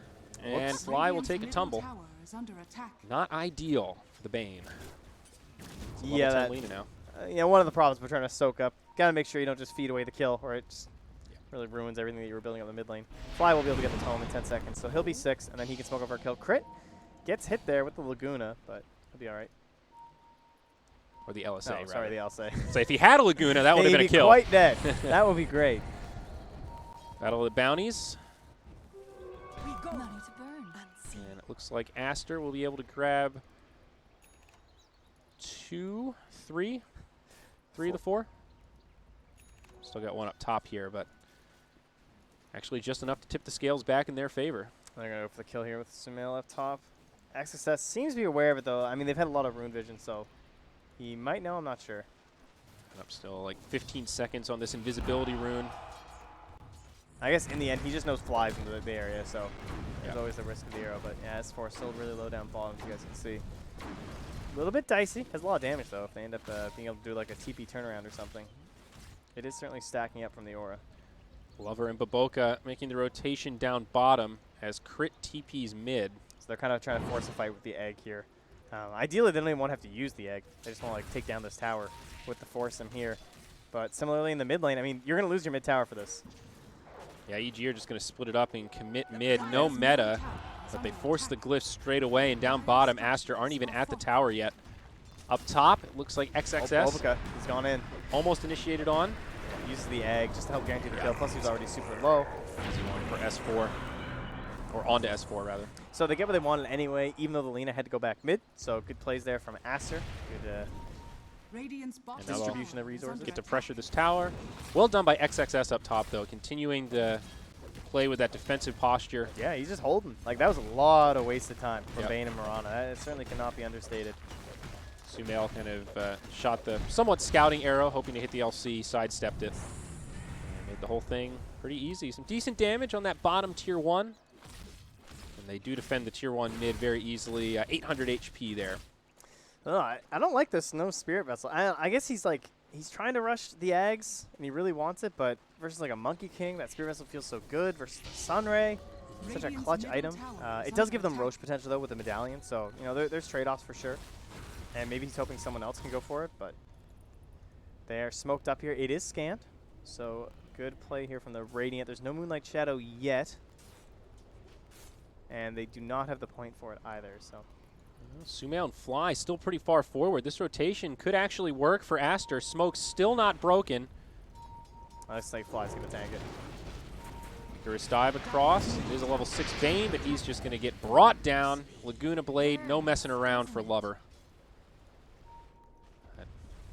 Marana does make it back. Yeah, Illusions were just hitting mid from the TV, though. Arteezy keeps up his pressure in the bottom lane. S4 and Crit just holding the tower. But it feels like it's Aster who are connecting on a couple of these kills as of late. Still a little bit of a net worth lead for the Radiant side, but I'm still waiting on this rotation from XXS. Want to see some dual damage done. He has the Blink Dagger Gold, so likely about to see that smoke in action here. So far, this LC has played so well. Great positioning. Only picked up 1 assist, but he's found a lot of farm in his first 13 minutes. Monkey King right now, the one for Aster that needs some recovery. He is going to go for the Battle Fury. At least has it queued up. Ring of Health already secured, but... Yeah, they only build Battle Fury on this team. It's Yeah. like all I see from their Monkey Kings. He's going to get initiated on here. S4 starts things off as the Weaver comes in, but Boundless Strike will break it up, and they force a TP from the Lina. Up top, there we are, Fiend's Grip. Legion Commander unlikely to survive this one as the Starstorm connects. Sumail secures a killing spree for himself. Much needed kill on that LC indeed. And they're going to bring up Arteezy too out of the TP. So he has the Dragonlance. They have the meta if they want to try and secure this one down. And there's not enough counter pressure in the mid lane or anything to really worry them. S4 still continuing to hold the old dead lane, as our Slamma-Jamma would say. And Arteezy's going to now force that tower up top. Yep. No glyph here. This one is done to the Zoe. Crit gets dusted and Yule's up in the air here. Phew! Oh, Wowzers. my goodness, that level 2 Laguna against that poor Weaver. So that's the bug Zero zapper right there. Stat items. This guy has under 700 HP. Yep, and Laguna does a cool 650, so you hit him with 1 spell and it's pretty much a guaranteed kill. Sylar lingering in the trees here. Does have his Perseverance. S4 is going to try and bail out of here. The right call, I think. Dark Rift. He went all the way home, though, and then they just don't even expend anything, so... I guess it sort of goes both ways. He survives, but we'll have to walk There all is a the way nightmare back. behind the tower, Nope, but they're TP. trading it back and forth. There wasn't actually an arrow coming anyway, so it won't be a big deal. But Arteezy finally secures the mid tower, so he's just going objective A to objective B, try and secure the Roche area for EG. And again, that medallion, you really want to take Roche. I feel like that's a big part of getting this medallion early on. Well, it seems like they're positioning for it. Tier 1 top and mid taken down, so opens up a pathway into that enemy jungle. Great ward coverage for EG as well. A lot of vision into that enemy space. God, the Boots' Weavers is so painful in its support role. Like, when it's a carry role, it's different. 'Cause you're just, like, sitting on waves and stuff all the time. But I'm watching Crit try and, like, rotate from lane to lane, and my God, he's just waddling around at 280. It is very hurtful. Yeah.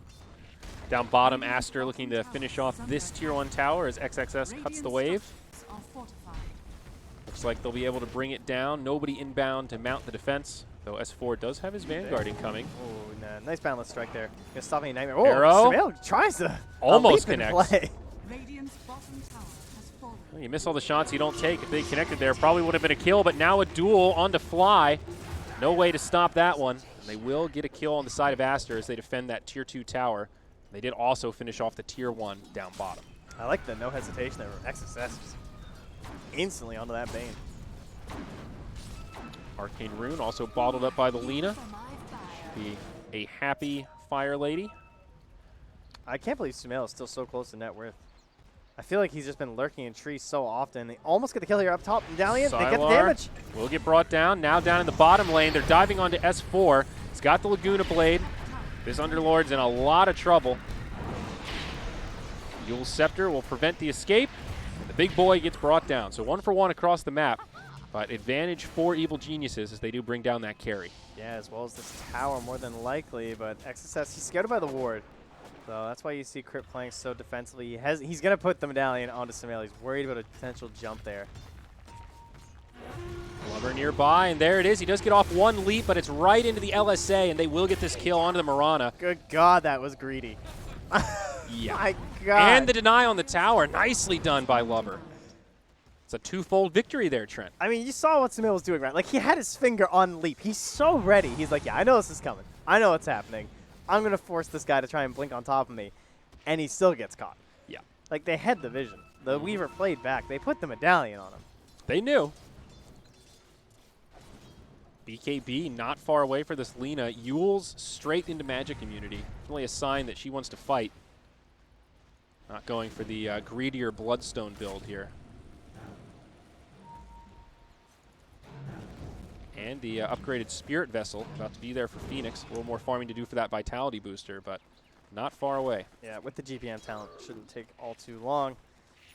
Crit seems to have tempered himself. You're going to pick up a Solar Crest instead. So the evasion, very helpful for sure, especially up against the duels. It's a little bit of a save mechanic. Yeah, but like you said, it's all about that Aghanims.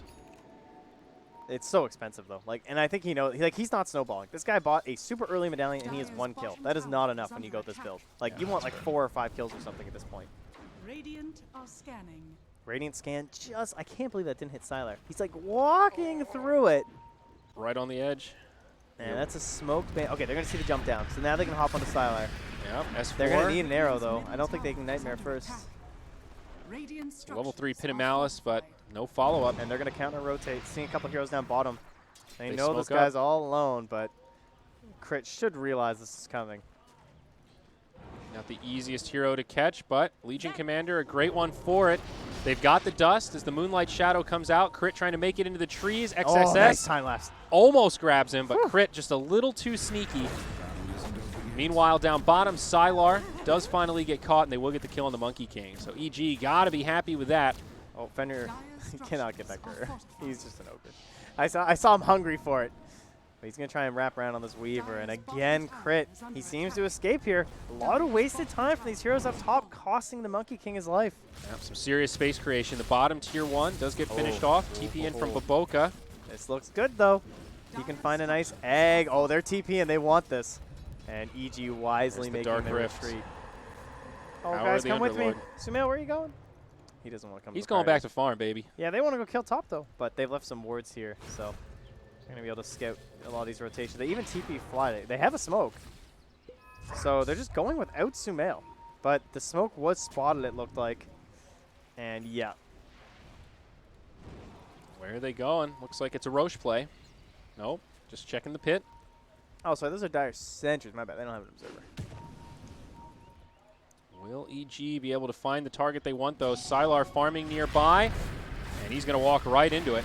The Monkey King not going to be able to survive that one. Good rotation from Evil Geniuses. Crimson Guard now secured on the Underlord, and they will walk right into the pit. Also, just as bounty runes come out.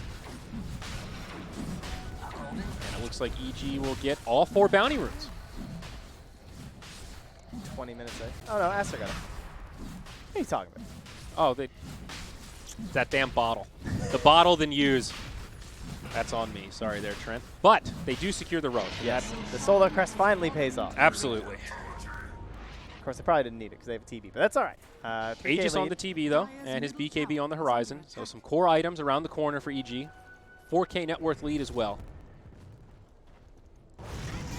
S4 just runs into Fenrir, but not much they can do. And yeah, you can see it's starting to creep up a little bit there for EG. Now, of course, last game they had a much larger lead, and it didn't end all too well for the Geniuses. Got a couple dunce caps in that one, I'd have to say. But this time, we'll see if they can close out some objectives, perhaps a little bit earlier. The vision game was a real problem last time, and once again, they're up against both of these GPM supports. This Ogre has brown boots, right, at 21 minutes. And then once he actually has the GPM talent, it'll just get better from there, right? Yeah. So. Yeah, still have to get level 10. Definitely kicked in for the Phoenix, though. Oh, he blinks into Sumail. I don't know if he didn't know he knew he was back there. Wow, what a ward. Arrow connects on the Phoenix. They will find the duel onto Fly. Is the follow-up going to be there in time? He does get the bonus damage. Close call. 6-0-1. All right, so start of this series, all I could think about was, who's this guy, you know? How's this love you, love me, FTD guy gonna do up on the main stage? You know, he's been playing on teams for a while, sure, but he's never made it to this caliber, right? Like majors and everything like that. Not really the forte of Further Dream in the past couple of years, but he's been doing great today. Like, 6-0-1, he's looking solid. Oh, it's been a great showing. Dire's bottom tower is Game under 1 as attack. well. Very impressive performance. But Arteezy is putting the pressure on the bottom lane. He's a 10-second BKB, mentioned, and that's going to be enough to dissuade the side of Aster from making their way on over. They're just going to farm up a couple items for themselves, looking towards BKB for XXS. What else? What turns this game here? I'm a little worried about this Monkey King right now. Sylar is just now picking up the Battle Fury, has the gold for it, so he will start to recover, but it's been a little bit of a rough kind of early mid-game for him. Lowest on the net worth of the cores. 0-4-4. Not where the he's Monkey being King wants to targeted be. a lot, for Yeah. sure. And he's been sent to the bad lane, but... Well, that's what happens when you go for the Battle Fury. You are the target because you're the weak one. Fenrir now gets initiated on, but LC jumps in, catches a nice duel on the Weaver, and it's just enough damage to finish him off. Supernova as well, deployed on the side. Trying to instantly chase TPs down out, too. Sylar. This Monkey King will actually get brought down. Double kill for Arteezy. Poor Sylar, man. Oh, he couldn't even buy the Battle Fury before. Oh, man. Still has the gold, but it's kind of a bummer. Yeah, certainly wouldn't have lost Dire's too much, middle tower one would is imagine. under attack. Now EG going to get a freebie in the mid, that tier 2 tower. Get brought down by the Metamorphosis Terrorblade.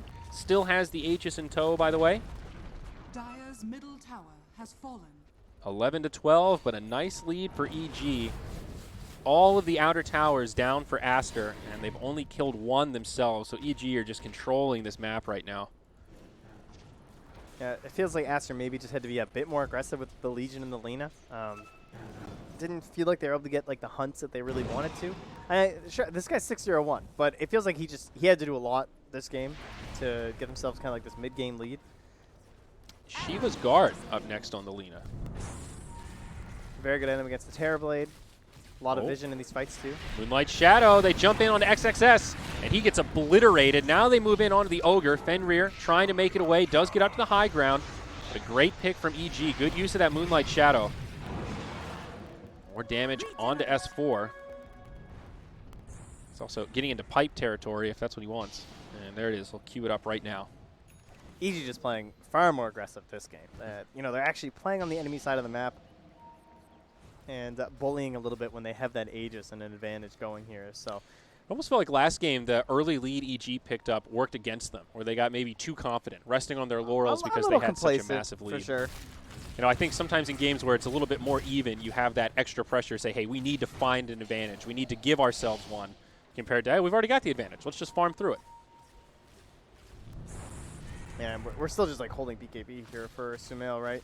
And it's still 9 seconds for Arteezy, so feeling quite confident, I would say. Do you think Monkey King is regretting this Battle Fury? I know it's kind of their signature thing, but I have looked at so many of their games, and maybe I missed one, but I don't know if I've ever seen him not build Battle Fury. Yeah. It feels like that's just the way to, obviously, like, Bobica is not going to do it if it's, like, support, but I mean, in terms Yep. of the core Monkey King, that just seems to be the way that they feel like the hero is better. They don't like the Echo Saver and the Shadow Blade or anything. just seems Always so Battle slow. Fury. Like, Like you can play around it, especially against a Terrorblade. Like Arteezy can put so much pressure on when that Monkey King is. He's trying to Paper. be that answer to the TB in terms of, like, if this game goes late. That's true for sure.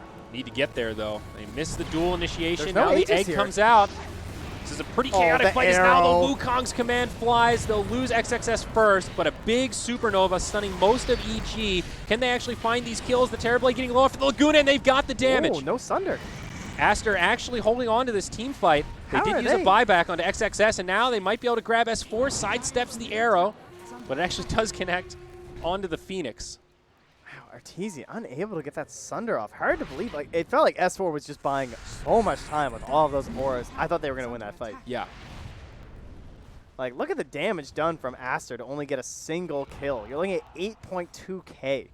But likewise, I mean, all this damage turned out, they only kill the LC. It was all spread, though, right? You look at Yep. the damage. It's the Monkey King, a lot of it from the Wukong's command. Of course, the Supernova went off, doing a fair bit of damage there. But hard to get it concentrated. The buyback will still put EG further ahead, though. But it just means some time where TB's off the map. Maybe they can try and close the gap between the Lina and him. That was a pretty scary team fight, though, in the sense that it was relatively even, and I would have expected EG to just kind of roll them in that kind of a scenario, especially after the way it started. Fenrir will walk into the enemies and get taken out. Another freebie for EG. As Crit starts to close in on the old Aghanim Scepter, too.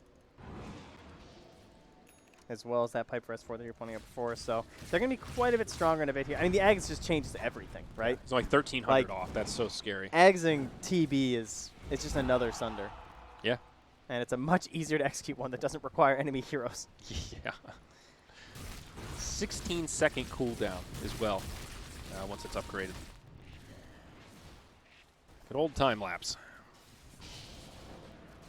So BKB going to be coming out for LC. And Shiva's now queued up on the Phoenix. Are they going double Shivas? Oh, it actually looks like they are. Both Lina and Phoenix. That feels like a bit of a miscommunication. I mean, it's fine. It's not a big deal because Bobica's just going to, like, it's really good for the Eggs. You guarantee the aura. The fights have been very split anyway, so maybe it'll just be... I mean, they both really need armor. I think that might be part of the decision. Yep, a lot of physical damage. That medallion, or Solar Crest, I guess, is pretty painful if you don't have any kind of armor item. Yep. It's definitely not a big deal. It's completely fine. There's not really any better items for the Phoenix either, to be honest. Ooh, Moonlight Shadow. They're going to look for this initiation onto Aster. Arteezy in the front lines, doing a fair bit of damage as he pops the BKB. Lina uses hers, but there's a Fiend's Grip there. She'll be the first casualty of the fight. The rest of Aster just desperately trying to make it back to the high ground. Sumail wants to finish off Baboka. Solo. Can't quite find it, though. Great fight for EG, and now they're going to start poking at this high ground. No buyback available on the Lina. This will be a 4v5 for the next 50 seconds. Big opportunity for EG to do some damage. Yeah, this is definitely a tier 3. There's no way they should be able to hold this. Maybe they can try and drive them back with kind of a desperation egg. Yeah, Boca looks like he's kind of prepping for it, honestly, but they don't have enough AoE to cover it without the Lina. Glyph's already been used. Still 30 seconds on the Lina. Here's the initiation, though. LC jumps in onto the Terror Blade. He'll take a lot of damage. The Wukong's command comes out. The egg will go off, but the rest of Aster have been completely obliterated. They're crazy. And that's going to be it. It's the GG. That was their all-in, and they did not make it work.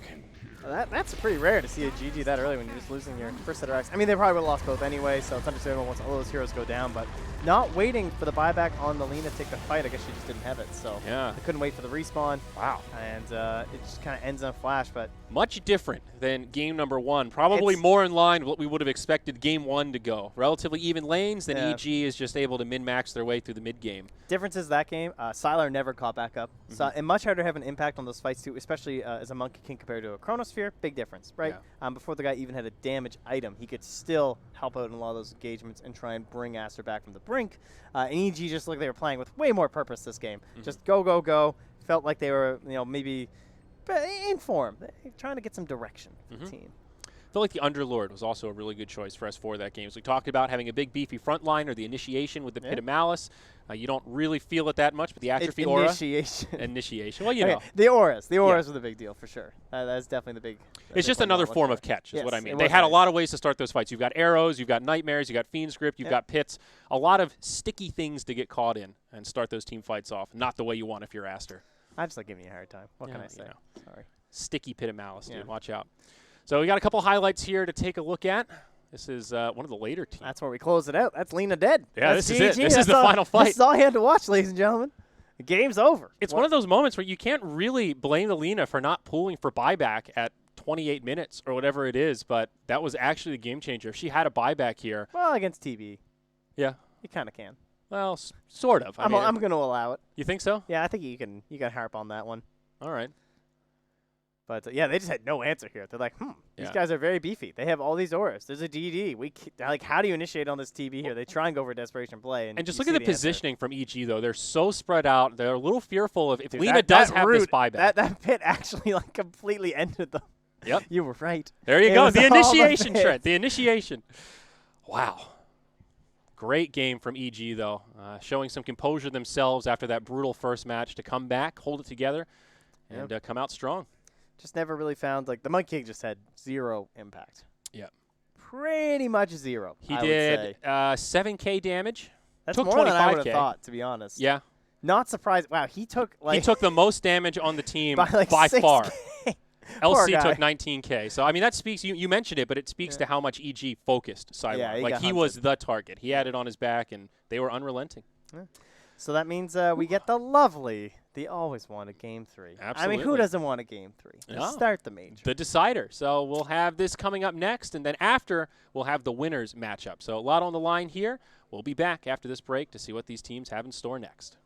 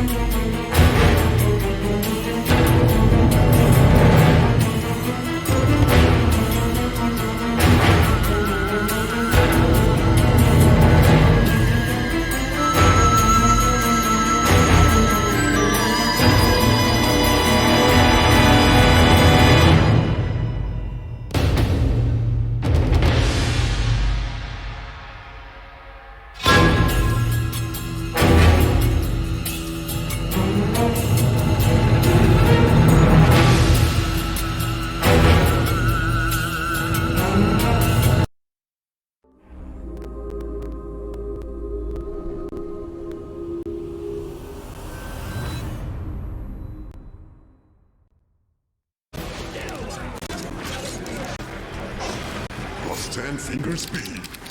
+10 reaction time. -10 mic abuse. Order KFC delivery and power up your game and enjoy free cheesy wedges when you order via the new KFC app. Visit the KFC booth for freebies and cool prizes. Over time, new generations of predators were optimized with state-of-the-art technology.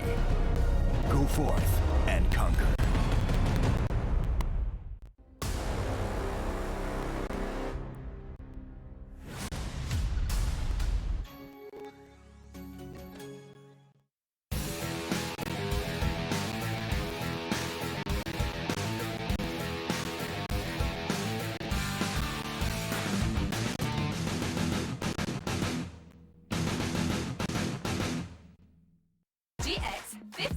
GX50. More insane than a laser llama who's crazy about K-drama. Stream and game like crazy. Say my name, call me maybe, sorry. And snap like mad, meow like a cat, spam your group chat. GX50. GX50. Diva in the AM, rapper in the PM, running for PM, sliding into your DM. See you later, quota, no more limit drama. She's a sugar llama and your baby mama. GX50. More insane than a laser llama. Pew, pew, pew. Data analytics gives you the advantage of we are getting here to with answer questions Stream in a B, faster time. game number 3 of our first series, E.G. Aster. This is the decider. We'll What's see that? who's going to take it. A llama or an alpaca? I don't know. I think it was a llama. I don't know the technical difference between a llama and an alpaca, I'll be honest. I can't remember. I think llamas are bigger. I was trying to think, like the whole commercial, I'm trying to figure out. I think llamas are bigger. I think so, but too. I know that kind of alpacas look like an alpaca to me. Alpacas are all about the fur. That's like a Please thing. tweet. I'd love to know. You know, I need some scientists out there. Any zoologists out there, yeah, please get at us on Twitter because to that help was clarify. quite the ad. They're flying all around. I don't think they actually have wings. I believe that's just in the ad. No, yes, I believe so. That would be terrifying. Terrifying. Game 3. Yeah, There absolutely. it is. E.G. Aster. It's been a topsy-turvy series. Game 1, E.G. looked really good, and Aster was able to turn it around. Game 2 was a completely different story, an abrupt ending as they lost their Lina with no buyback. Aster went for an all-in hold, and it was a backfire. It was almost a nice supernova, but outside of that, the rest of the fight was it was like pretty perfectly disastrous. timed. Like as the egg exploded, you just watched all the portraits at the top of the screen on the side of Aster gray out. It's like, oh, they're dead. Oh my! Necrophos is in the pool. Disgusting, gross hero. So Aster have decided to ban out the Terrorblade. That's the big change here we see with these initial bans. Yeah, as well as like so that means Tiny's in, and one of our other big heroes is in. Someone I'm forgetting in my brain. Obviously Phoenix is still in, but yeah, there he is. So First pick. Not shocking, I don't think, to see that one come out. Are there any good counters to Necro right now? When you see a first pick Necro, what's like the go-to response? Pugna is a pretty big one for most people. He'll probably get banned in the second phase if you don't pick him up. And then, honestly, I think you can just worry about countering him later in the draft because there's still heroes like Marana and Lina and Pugna, as we said. And then, did I see Luna? Luna's good too. Actually pretty good with the Eclipse and stuff. So Magical Burst is the name of the game. Yeah. It's a lot of heroes that you don't want to pick in the first phase, which maybe that's a little bit of a downside in terms of countering the hero, but you could just grab some nukes. Like, I mean, the Tiny's still in there, which can kind of go either way. For the most part, I think you don't really want to play Tiny versus it, but sometimes the stash resistance actually works out in your favor because of it. Okay. That's an interesting dynamic. Yeah. He, like, throws a scythe on you, and you just start running. Just dissipates too quickly. Well, there he is. Tiny, the first pick for EG, and he'll be matched up alongside the Morphling. So we've seen Morphling banned out in the second phase, I think, in both matches so far today. So one of those picks, if EG wanted it, they were going to have to grab it here. Yeah, he's just a TB replacement, essentially. And in terms of the Necrophos, not bad. In terms of already a somewhat okay hero to morph into, right? 10 seconds remaining. Maybe, Absolutely. Grab yourself a kill at the end, get some Death Pulse stacks. That would be pretty sweet. I don't think I've ever seen that one. But Ghost Shroud, defensive options. It's fine. It's a good hero. You have magic damage versus the Necrophos, one of the few carries that actually does. And again, Arteezy, man, he gets his heroes so early in the draft. Makes it a little bit hard. But Bulba's putting him through the paces by picking him up so early. Why does Morphling do that with his hands? He's got arthritis. He's just twirling, man. He's got issues, dude. He's doing all his twirling hand all day. exercises, right? I think that, I mean, why else would you do that? Or it's like some sweet dance moves. He's just so awkwardly bendy. It looks like a bendy straw just flopping in the wind. You know, like those things they have outside of a car dealership that are flopping around? Wacky waving arm flailing inflatable Yeah, tube man. I actually don't know what those things are I called. believe but that's the it's- official terminology. okay. Yeah. Right. The tube man. Yeah. Well, what does Aster want here? Thinking Probably. hard about I mean, this. Phoenix is still in. That's the question. Are we just going to pick Phoenix again? Phoenix, Ogre, LC, Dire and the team top back. 3. I think some of those are likely to be banned Wow, out what, next phase. What a and great use of a minute and a half reserve time. What a surprise. The most picked hero of the last 3 tournaments. There he is. But I mean, that's interesting, right? To see that they're considering it. Because those aren't two particularly good heroes against Phoenix. Morph's like kind of okay because he's high mobility and also good attack speed, but Tiny's pretty terrible overall. Maybe you could argue he can burst the Phoenix in time, but that's kind of unlikely too. It's mostly like physical damage that you want because he'll 5 tend to get some seconds HP to remaining. survive the burst of the Tiny. So I wonder what that says about them doubling down on this after so much time. Yeah. Like losing faith in the hero almost. Like they might have been considering, do we want the Wyvern instead? Do we feel like that's going to be more valuable? I mean, last game they first picked the Phoenix, but it didn't feel like Phoenix was their Evil problem at all. geniuses Seemed like the turn Phoenix to was actually battle. one of their stronger heroes in that last match. Huh. We talked about save heroes Dire earlier team in the back. Oh, yeah. possibly the Shadow Demon. Interesting he gets banned there, but it's another just playing it with the Morphling. You can create very high damage illusions with the Disruption. It's a save versus the Scythe too. Well, and he's pretty good against Necro. Yes, the Purge is The like Purge the gets number rid of one his. counter. Yeah, exactly. That's the definitely the biggest reason why he's banned there. Good point. Yeah. And also the saves against the Scythe is pretty big, though. He's just good against Necro in general. He's got a good kit. And Void taken out 5 by seconds EG. So remaining. once again, they kind of fool us in the first game. You get one. Now you're not going to get that Void unless you Evil first pick it. It's pretty geniuses much what they're turn to saying. battle. Yeah, and they spend 2 bans on Fly there because EG have the first pick out of the phase, so they just, they don't really know what else EG are going for, so they can at least target Fly specifically. And I like that. Those are 2 heroes that he really likes. They're going to leave in the Dazzle. That might end up being the pick for him. The Dazzle's strong, but of course the drawback to Dazzle is no hard stuns, right? He can only break up those 10 fights with like a seconds shallow grave remaining. where you can't finish that kill and the timing you're hoping for. But Shadow Demon and Bane are so 5 disruptive. seconds I mean, remaining. literally with the Shadow Demon. But Well, maybe they just need Disruptor. Oh, Aha! I think Ogre just looks fine, honestly. That's why I picked with the Morphling. I really like Bloodlust because Morphling is just straight up flat high damage. So Yes. he benefits a lot from Bloodlust for that absolutely. early farming, especially the Evil Morbid Mask. He can just geniuses farm turn forever, to pick. and they'll take care of the only really good hard carry that can keep up the Morphling, honestly. The PL. My buddy. No one Phantom wants to Lancer. watch those games again. PL TI versus flashbacks. Morphling? Come No, on, thank dude. you. Let's do it. I will pass. Let's farm, baby. Is Alchemist at all relevant right now? Is he a forgotten about hero? No, he's definitely a 9th, 10th-er. Okay, he's so one of those. we might see him occasionally. Yeah, for sure. How's he being run right now? Just Mid. mid core. Actually, not always mid. He could be safe lane too. Interesting. Yeah, Safe he's lane popping Alchemist. up. Okay. Yeah, I saw him a couple times at 'Cause Hamburg. I was with the carry pool relatively low. He's one Exactly. that always sneaks back. Of you give that Alchemist enough space, and he's gonna really be a handle. He's actually just surprisingly good at joining the team, right? Like when he gets that concoction cooldown and he just goes Radiance into the Blink Dagger, he can do so much damage in team fights. Like, and he can come online relatively quickly compared to some of the other positions. Like that's one of the drawbacks of Morphling is sometimes he does need that window of, guys, just be patient. I need some items, please. at the same time, his early game's a little bit rough, so he's kind of relegated to those last couple picks just to ensure that he's gonna have an okay game. But EG spending this time to figure out the rest of their draft.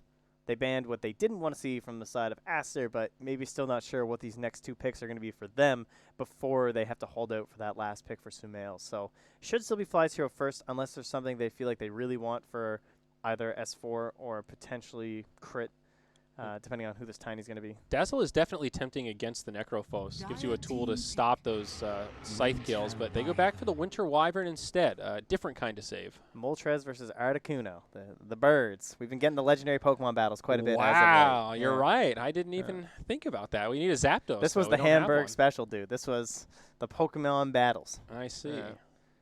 I can tell you that Phoenix usually came out on top, even though it had a pretty bad Well, win rate. fire and ice. That's, exactly. That's It just- against the. It makes sense. Yeah. Actually, it does. I guess fire should counter ice. I don't know. Pokemon's all sorts of jacked It's up. got some weird issues. And the Ogre? stunning support duo of Team Aster returns.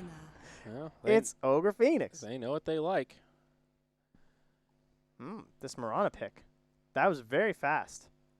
So this is a bit of a flex, because this could be for S4, or it could be for Sumail, depending on what that final pick is, right? But it's also just a very solid hero against Phoenix, and I think they know that if if they had left the mid hero open, Aster probably would have banned it. This looks like misdirection to me. I feel like they're prepping for like some Broodmother or something crazy. Okay. Arc Warden? I think that's a little greedy with a morph. Evil geniuses. That's fair. Storm Spirit. So we were actually joking during our prep for this tournament that Storm Spirit might be one of the worst heroes that you can grab right now. I think he's like the biggest trap hero right now. He had a horrendous time at Hamburg. Yeah, it was 22 picks and like a 20% win rate or something like that. I mean, it was when you combined the group stage and the main event, he had like a 20% win rate. Yeah, and he was sorry, picked, not the qualifier and the main event. Yeah, and he was picked a number of times. Yeah, it was pretty bad. He just looked bad in a lot of the games. It felt like he never had a chance, even when like no one's playing it. And you're like, man, this hero is just not doing too hot. Yeah. Well, it's an interesting choice here. I guess my question would be, why Storm Spirit? It's good against the Wyvern. It can like zip to the back lines and try and catch this hero before he initiates. Orchid and stuff onto the Morphling, like early control if the game gets snowballing. They don't have the best direct control, right? It's a little hard to catch a Storm Spirit with the heroes they've shown at this point. Yeah, that's true. Their stuns are kind of unconventional. They have a good threesome, at least for now, and I assume their offlaner is also going to play relatively early, too. If it's not Necros offlane. But like the Bloodseeker ban just kind of shows what EG are thinking. They're thinking that the other 4 heroes aside from Storm are going to be very active early on in the game, and then Storm just kind of comes in to try and close it out in that mid-game, secure the whole match for them. Tower push is very weak from Aster, but there's not a lot you can do about that. Yeah. At this point, I'm not sure. 10 seconds. They need another good frontliner here to kind of round this out, like an Underlord-esque type big boy. Somebody that could also offer a little bit of extra control for these team fights, I think, would be good.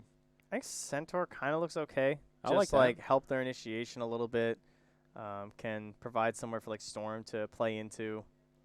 You need somebody to insert some chaos when the egg comes out for the Phoenix. It's also about covering the egg, too. That's the other big reason, because they don't have any AoE stuns to actually stop people from just sitting on the egg and destroying it. So that's why Centaur immediately comes to mind for me. The other thing that this could be a position 1 that gets picked up last, and the Necrophos is played in the offlane by XSS, and I feel like that's how... I know that's how VG were like almost always running it, was the offlane Necrophos. And it will be a Spectre, so very hard hero here. With, I mean, PL's gone, TV's gone. Luna is the other popular one we've seen quite a bit as of late, but the Spectre is someone who just can be a little bit more mobile. We talked about, kind of works with the Scythe. A little greedy for Aster here. Storm Spirit, Spectre, and Necro. 3 heroes that all are pretty farm hungry. They banned that Huskar out. They're watching for that mid lane on the Storm Spirit. And does Sumail feel confident enough just taking the Morphling mid? Do they want to send Arteezy mid? Or sorry, on the Mirana mid, or do they want to send Arteezy perhaps mid on the Morphling too? If they feel like they can get away with that, sometimes that can open up for some even greedier options. In terms of pressuring onto the Spectre, if this was a Mirana mid, it would probably be Tiny and could be Tiny +1 pressuring in there too. Could they just grab Lena here? I mean, they could go back for like an Undying and just play like Undying Tiny aggressively if they wanted to. Yeah, that could work. I don't mind the Tiny Lena. The Lena Tiny just Lena seems sounds pretty so good to me. devastating. It comes online so early. It's actually really good versus the Phoenix Egg too. And they go for the Underlord instead. Interesting. Okay. So that'll probably be Underlord and Tiny pressuring in onto the Spectre then. Underlord Tiny. That is a bruiser type lane right there. And who's going to be guarding our Spectre? It'll be probably Ogre if it's Underlord Tiny. I like this EG draft a little bit more, I think. Is it the color coordination?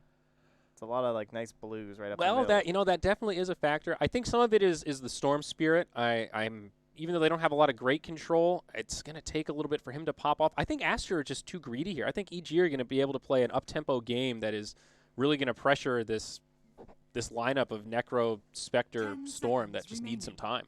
I mean, Morph and Underlord, I think, need time too, honestly. I don't think Underlord's really the fastest hero. He can be if, like, his lane gets kind of weird and he snowballs and he has this atrophy damage and he just kills the tower. And you're like, oh, what just happened? Like, that can definitely occur with the hero. But I don't know. I feel like there's a little bit of space here for the Spectre. I will say I am definitely a Storm hater, so I am going to side with, I think EG have the better shot at this one. But I can see how this game goes well for Aster. Yeah, absolutely. I mean, if it lasts past a certain point, I think Aster has the better late game. You don't think so? I feel like the supports can do more on the side of EG. I feel like Wyvern is just incredible heading later on. That's true. Even though it's against a Storm and a Spectre, so that could certainly have a pretty big impact. It's hard to play your hero. To me, the biggest problem to Aster is what do the 3 heroes, I talked about how I wanted 4 heroes playing while Storm farmed. I got 3 heroes. I have a Necrophos, a Phoenix, and an Ogre. I don't really feel that confident. It kind of reminds me of the Legion game, where it was Legion and a Phoenix and an Ogre who were maybe they can do stuff, and then the Void and the Tinker had to farm. But what ended up happening in that game was that they got way far behind the lanes, and they had nothing to mid-game. And yes, it got salvaged by big team fights, but they don't really have team fight here. Yeah. And they also never ended up with any AoE to cover the egg. Yeah, going to be a tough game for this Phoenix for sure. I'm usually not a big fan of giving a guy the... I don't know, when he's looking this good, I'm a little surprised they're still letting through the Phoenix, but again, compared to the other bands, you have to give up something, so they feel like this is the thing that they can at least play against the best from the side of Evil Geniuses, but we'll see if Boboka can have another nice game, because it's probably been looking the best. Actually, if I had to pick anyone on the side of Aster, it'd probably be Lover. I feel like this guy has a ton of pressure coming into this series, and he has just looked amazing. I think so. And here in Game 3, we've hyped up this Storm Spirit, we've set the stakes, and now this is the ultimate test. If he can dominate in this game on Storm, with the Storm, we know this guy is ready. This guy's legit, for sure. He's set himself up well for a great storyline here in this first series. Yeah. All right. Invasion down bottom, Fenrir and Boboka, the harmonious support duo. They get a camp block down. So they're going to commit the Observer for that, too. Oh, yeah. Rather than the Sentry. It's a weird-looking ward. I'm surprised. I don't know. Sometimes it's a little surprising that people go that route, right? Now with the duration of a Sentry, but they just have the secondary one, too, because it might get dewarded. They just want to ensure they can pull the wave back as often as possible to that Tier 1 on the offlane, because that's where their Spectre is going to be farming. It is of utmost importance to them. And this has become the trend as of late. No one even contests. Look how far back everyone is. Yeah. They're just yeah, I'll just go block the wave.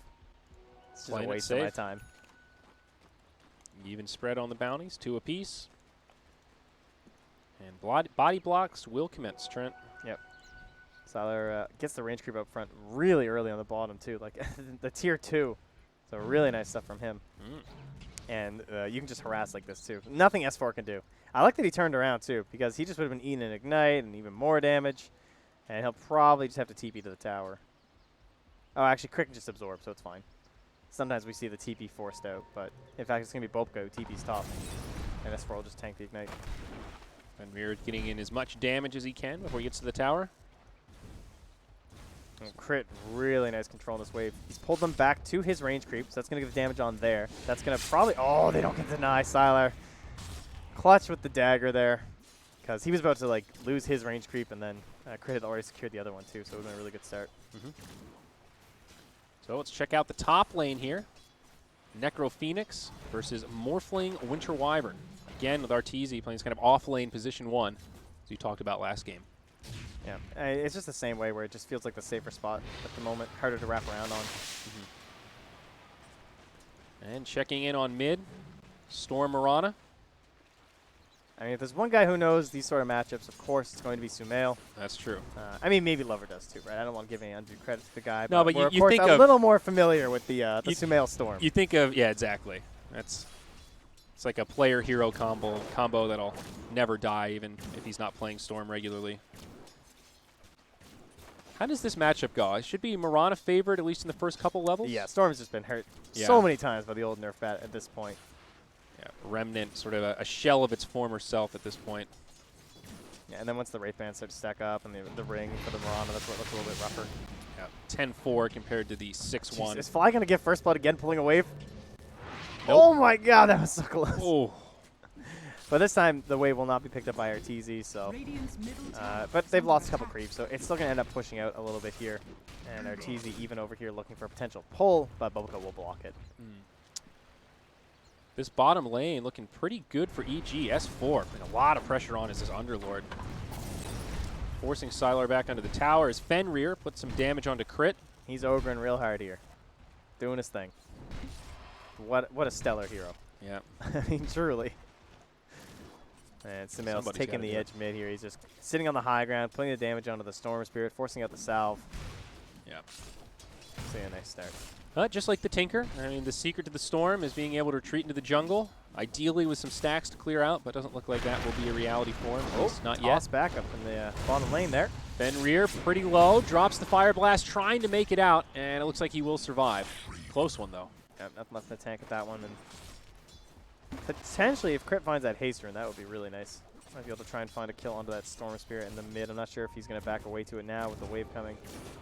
Lover very low. Starstorm's there, and it's a first blood for Sumail. Solo kill in the mid lane. Oh. And up top, XXS actually in some trouble as well. Arteezy jumps forward. Death Pulse does some decent return damage, but they won't commit for it. Necro actually makes it away. Gotta get back to that wave, dude. There's last hits here. Yeah. Can't be missing out on those. But Crit did find it, the haste rune. Now the second kill right in a row. Oh no, this is so bad for the Storm Spirit. Lover gets tossed back to the other side, right into the Star Storm. Only level 4, no way to survive, no zip available, and it's another one for Sumail. 2-0. Oh my god, that's exactly like game number 1 with the Tinker. A precise thing that happens. This rune ends up getting the kill. Sumail, you complained on Twitter about the 2-minute runes, but I mean, come on. They're helping you out today. Can't you see? Ice Rock's just trying to give you something. An incredible start for this Mirana. Is that Ogre standing on an Invis rune? You can't even see it under his body. Is there a rune there? There's an Invis rune underneath this massive man. You know, I don't know if I've ever seen a hero use his girth in such a creative manner, but that's some good stuff. Sometimes it pays to be overweight, Trent. Does it? At least in the game of Dota. Man, Arteezy really struggling to farm here in this top lane. 7 last hits right now. Oh, yeah, we have definitely not given that a fair shake here because this Necro's dominating. I mean, look at this. XXS just moving past the tower. Level 3 Necro compared to the level 3 Morphling. And he's waveforming to try and get CS, and he's getting denied under the tower right here. This is just so brutal. He's not going to die, at least not quite yet. Necro just recently hit level 5, so no Reaper's Scythe, but another Death Pulse. Man, Necro so brutal to play against when you have this kind of start. Mid lane, Ogre's made the rotation. Sumail gets low, but has a leap, makes it back under his tower. And now Crit comes the other way, tosses the Storm under the tower. Sumail very low, but it's going to be another kill on the Lover. 3 deaths for the Storm in the first 5 minutes. Abysmal start. Yeah, Sumail still had 2 leaps left too, so no panic. Great call there from Crit to go for the kill on the Storm rather than the Ogre. And there's actually still runes floating around down bottom because of how this has been going. Just so aggressive in the mid. Yep. Crit just doesn't want to leave because the Storm. He's saying you should be in the jungle. Like, I am trying to force you into that jungle right now. There's no way you should be allowed in this lane at the moment.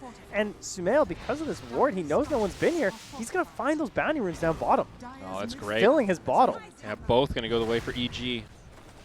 So this top lane, I mean, well, let us not forget, it is a total disaster for sure. Like, he's having a horrendous time, but who's going to, like, put more pressure on the map? A Mirana with a lot of farm or a Necrophos? Like, Necrophos tends to just sit in one lane. And I feel like the Mirana, like, that's one of the better counters to this hero, right? We talked about right at the start of the draft. Yep. Arteezy taking a lot of damage here. Necrophos uses the Ghost Shroud, gets tossed back into the tower. They really want this kill. It's going to be close, and they get it. Crit finds credit for that one. Sign of life for Arteezy's Morphling.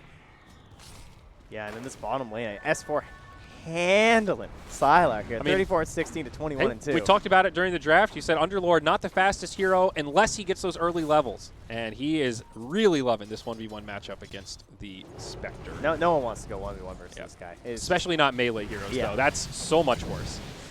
Up top, Arteezy taking some pretty heavy damage. Death Pulse, he's close to that Spirit. If this range creep was dead. Oh, actually, he's still a little bit shy. Yeah. 16 experience, but you know, a little bit rough. Still. The Underlord. So what's S4 going to go for? Looks like Pipe this game. Put a Defiance coming out first. Get some free farm here. Spectre forced back. Oh, mid a lane. Solo Shrine is mid. Storm at least level 6 now. Can zip back. Able to survive. Yeah, that was really aggressive for not having Starstorm. Oh, Crit. Who's going to catch who here? Fenrir kind of bumps into him, gets tossed back, and another easy combo. I like how Crit's getting these kills. That's Tranquils now. He's going to be very active. He's going to be stalking the Storm in the jungle constantly. Yeah, this Storm is, or from this Tiny is very farmed. There's only 150 net worth behind the Morphling. I don't know. That's a that's a good thing for the Tiny. That's just how Morph's game is going. Maybe telling of That both. was- The two extremes coming Yeah. together. Necrophos also going for the Hooded Defiance. Obviously a great item on him, the nature of Ghost Shroud. And a lot of magical burst on the side of EG, so it's an all-around smart choice. I feel like they're going to have to like smoke XXS and then try and Scythe, Haunt, kill Sumail is one of the best ways they can get back into this game. Like, not only get the bounty off his head, 3-0-1, but take away some of his farm time. But Sumail, I mean, he's showing no signs of slowing down because he's got a haste rune. Wow. We should get a soundboard. Oh, that'd be, I'm sure Oh. PGL would love that. This is a major, right? Oh, okay. My bad. You should suggest it, though. Run it up the ladder. I'll send it up. Big boss. See what he thinks. Lover zips back mid. Crit with another potential rotation. Continuing to posture aggressively. As it looks like down bottom, we could see Aster setting up for a gank onto S4. He is level 7. No point in Dark Rift He's yet. waddling. He's got that hood, though. He does have the hood. You're right. Pop that thing. Team? And yeah, he was holding a point, so he does get the Dark Rift now. Reaper's Scythe does find the kill. XXS is rewarded. All right, but in the mid lane, they're going to get the tower because of all this. However, Fly looks like he's going to lose his life. Baboka as well, only level 4 as Sumail jumps forward, trying to find him in the trees. We'll be able to finish him off. So they do go 1-for-1 with the supports, but tower kill absolutely advantageous for the evil geniuses. Looks like Crit got the talking to. He wasn't allowed to take that kill. He's like, all right, that is enough. Got to put some more on this Mirana here. Bottom tier 1 will also fall, so Aster getting an objective after their kill. I mean, we talk about how it is difficult to use the early net worth of a Necros to actually influence the game. So I do like that they were able to make that full rotation. They get the tower. They get the kill on the Underlord. It's probably the worst out of the 3 cores. I'd honestly rather just keep punishing this Morphling at this point, but Arteezy is just being given a lane here at the moment as the bounty runes are coming up. Crit already well prepared here with the smoke. A little scary to give that Morphling room to recover. Lover is now rotated up to the top lane. Level 7, pretty low on mana. Fly is only level 4, Look so at Crit no trying to winner's prep to where he curse. thinks he's going to zip to and then try and TP perhaps. Nice heads-up play, Dude, they're but holding so this far, Tiny for so... Oh, hello! Yeah. Oh, whoop! This is the Avalanche, but that's okay. He was in the right spot at the right time. Oh, that's fine. Just waiting back there.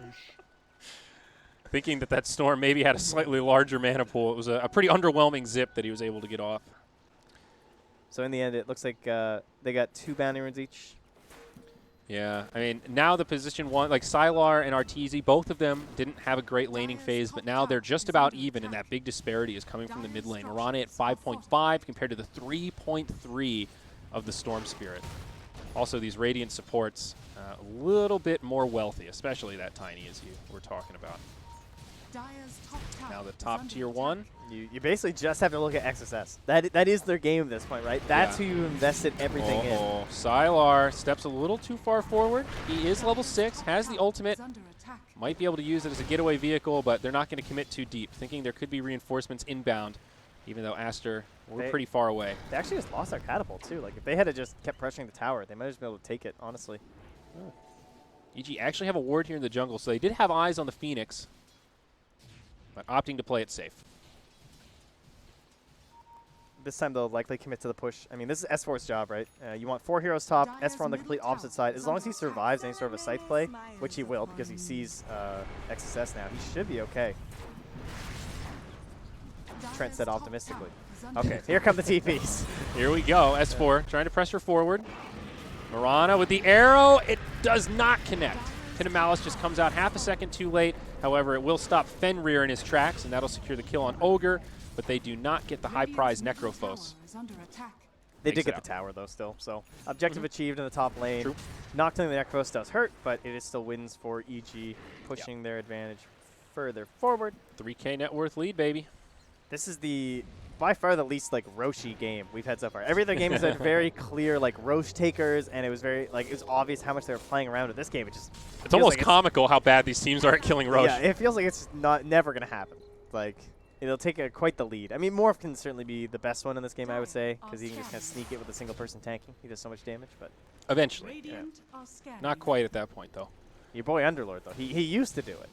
That percent based. It was a Oh, I wonderful miss those time. days, dude. I miss those days. The Firestorm working on Roche with the percentage HP burn. Oh, He felt pickable. It was oh. quite a time. S4, of course, proving that wrong. Second game in a row here, looking to grab another win for EG on the hero.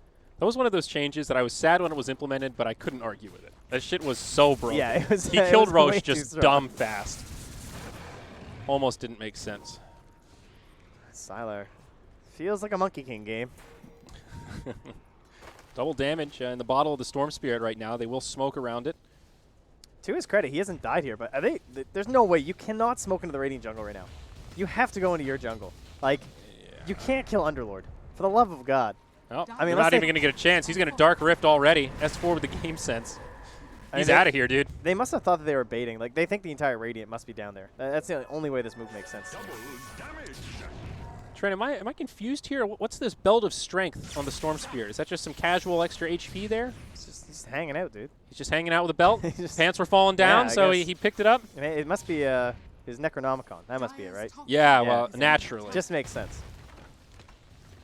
So it's there's a lot pretty of magic bursts. It's still relatively rare that you see that as like just a value strength pickup. You know, I don't even know if the math indicates that that is a value pickup. Yeah, I have no idea. My only guess would be he was partially buying treads in Kaya and accidentally made treads with the first robe or Now something. that actually I have could have no idea. happened. And That then could he be didn't true. notice and didn't disassemble or something. I don't know though. A little peculiar. Very very small thing, but just peculiar. Just curious if there was something I was missing there. Thought this might be some new age storm strat that I wasn't privy to. Oh, it's peculiar. Bottom tier 1 does get finished off though, so another objective for Team Aster. Sumail still very comfortably the #1 farmer, has his Maelstrom now, and BKB queued up. Standard stuff for the Mirana, but scary nonetheless.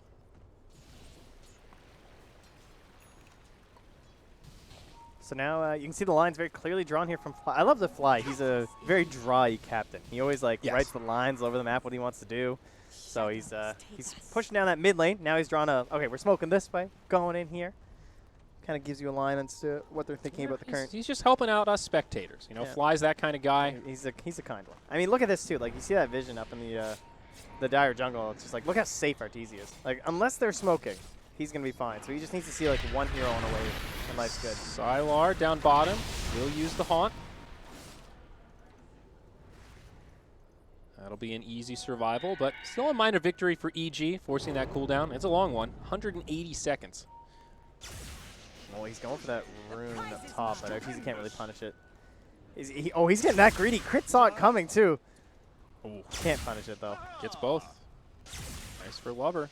Okay, so you know what? They just got 3, right? Yeah, because Yep. Phoenix got the one bottom, so only a single for Sumail on the side of EG. That's going to help cut into the lead a little bit.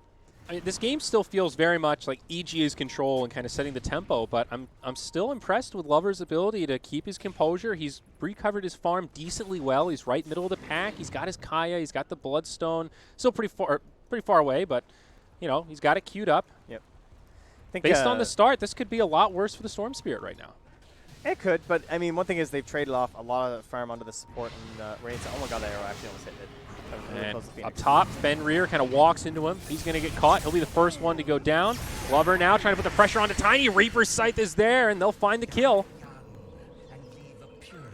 He's just morph and run away, but that's a great kill. That's probably the best hero they can kill right now, honestly, because he has a lot of unreliable gold and just cutting into that Blink Dagger timing. Because once that Blink Dagger is done, that's when they're just going to start approaching towers and look for the backstab from crit. A toss on a single hero here would be very bad. They don't really have a good mechanism against it. Like, as long as they don't toss Storm, pretty much anyone else should just die. I think EG could probably commit for this bottom tier 1-2.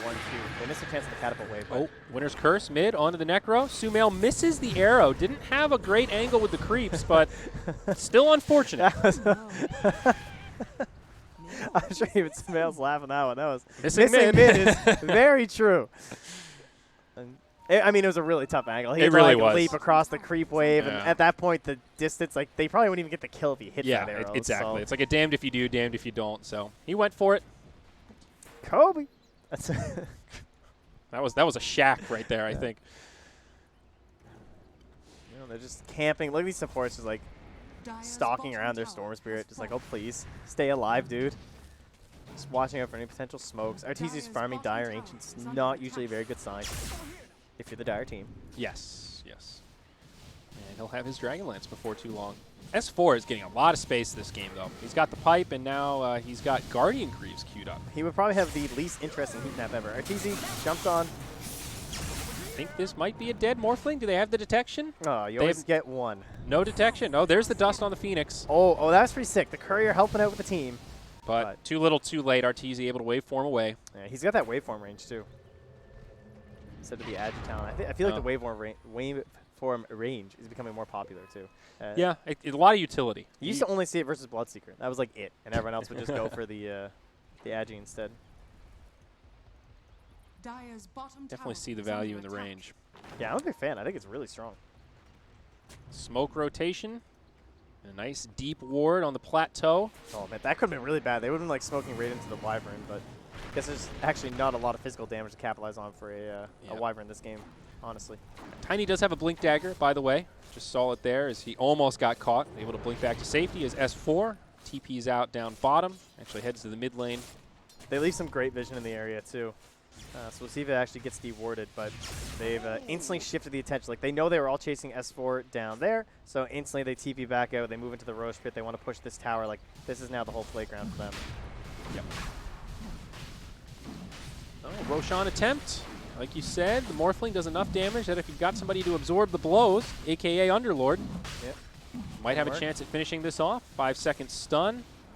Will Aster get in a position? It really is some terrible Roshing.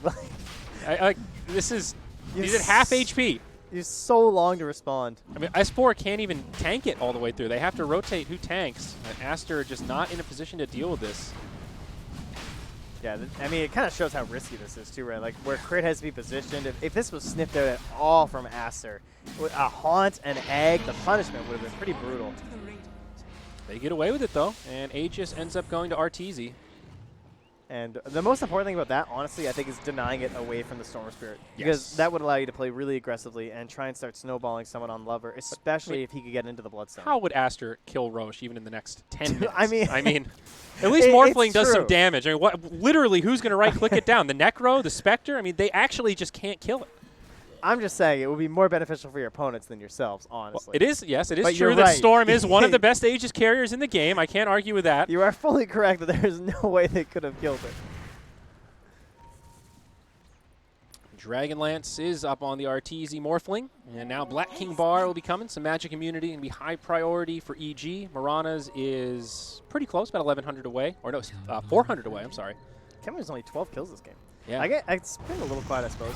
Well, they walk into a Sentry. Crit gets initiated on. Toss back. Storm jumps in. There's the Reaper Scythe, and they bring down Crit straight away. Now RTZ trying to make the getaway. And it looks like he will get out. Not the best game since the Blink came out.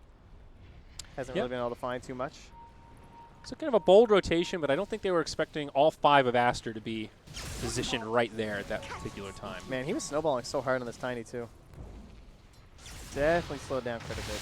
Like, if you get that super early Blink, it feels like you just own the whole game, and you can kill every single hero. But he just kind of missed that window by like 3 or 4 minutes, and everyone gets a few more levels, a little bit tankier, can't just solo kill people.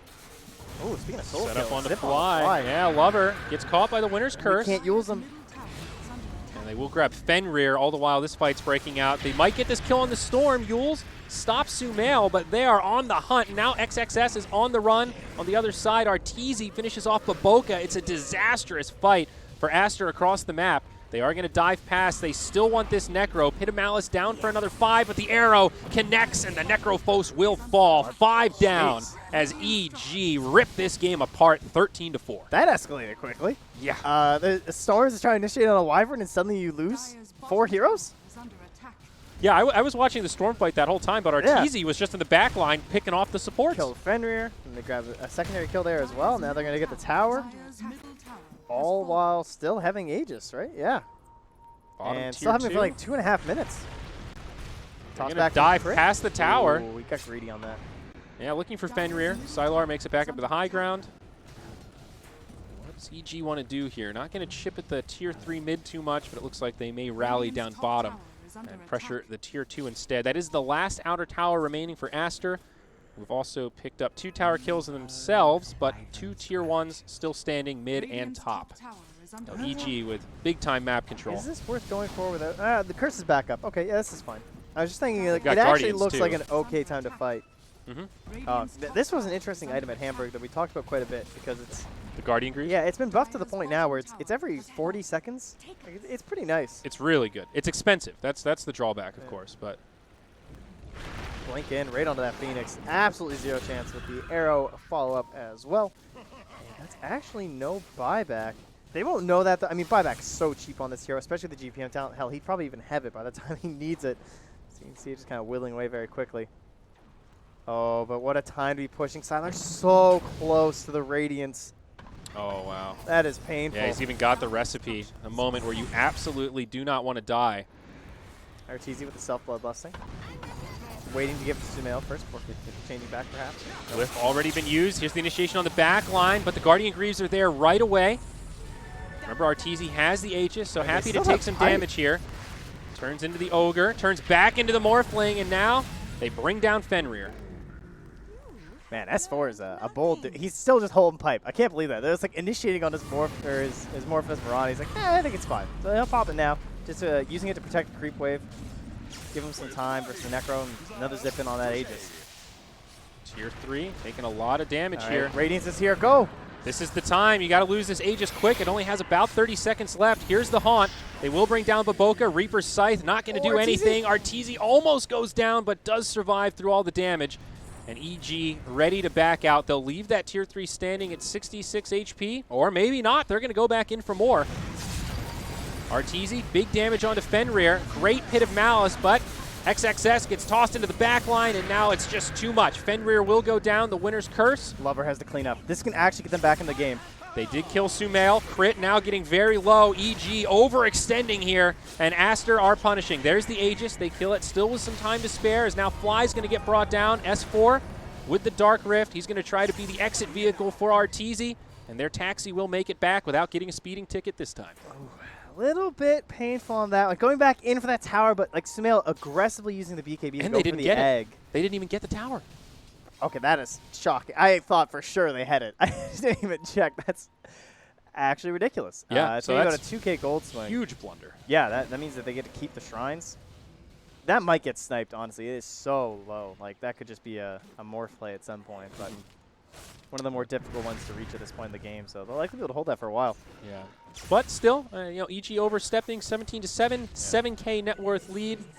Lucky number 7 here. It looks boys good in blue. because they still had like some of their spells up and everything, but the BKB being down on Sumail just changes everything. He can't play quite as aggressively, and he just gets zipped on. And I think the Sunray even ended up finishing him there from Boga. And yeah, it was. Now Storm's just about at the Bloodstone as well. There it is. Stupendous.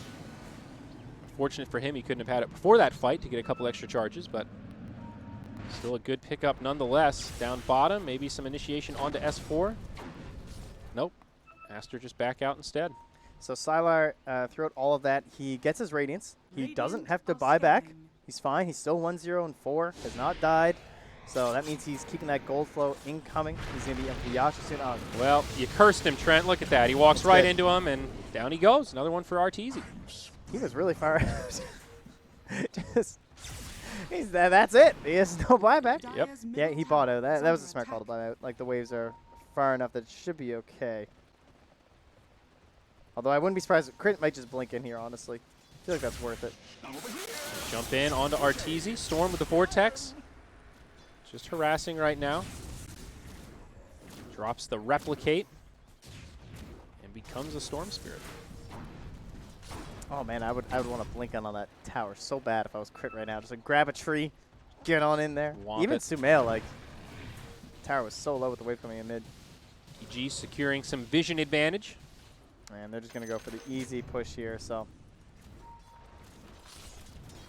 Surely this time they'll grab it and then they can just try and collect themselves and gather over to the shrine. They're not even going to try and defend this too wholeheartedly here. Oh, maybe they are. I don't know. S4 taking a lot of damage. They're forced to use the Guardian Greaves, but they do finish off the tower.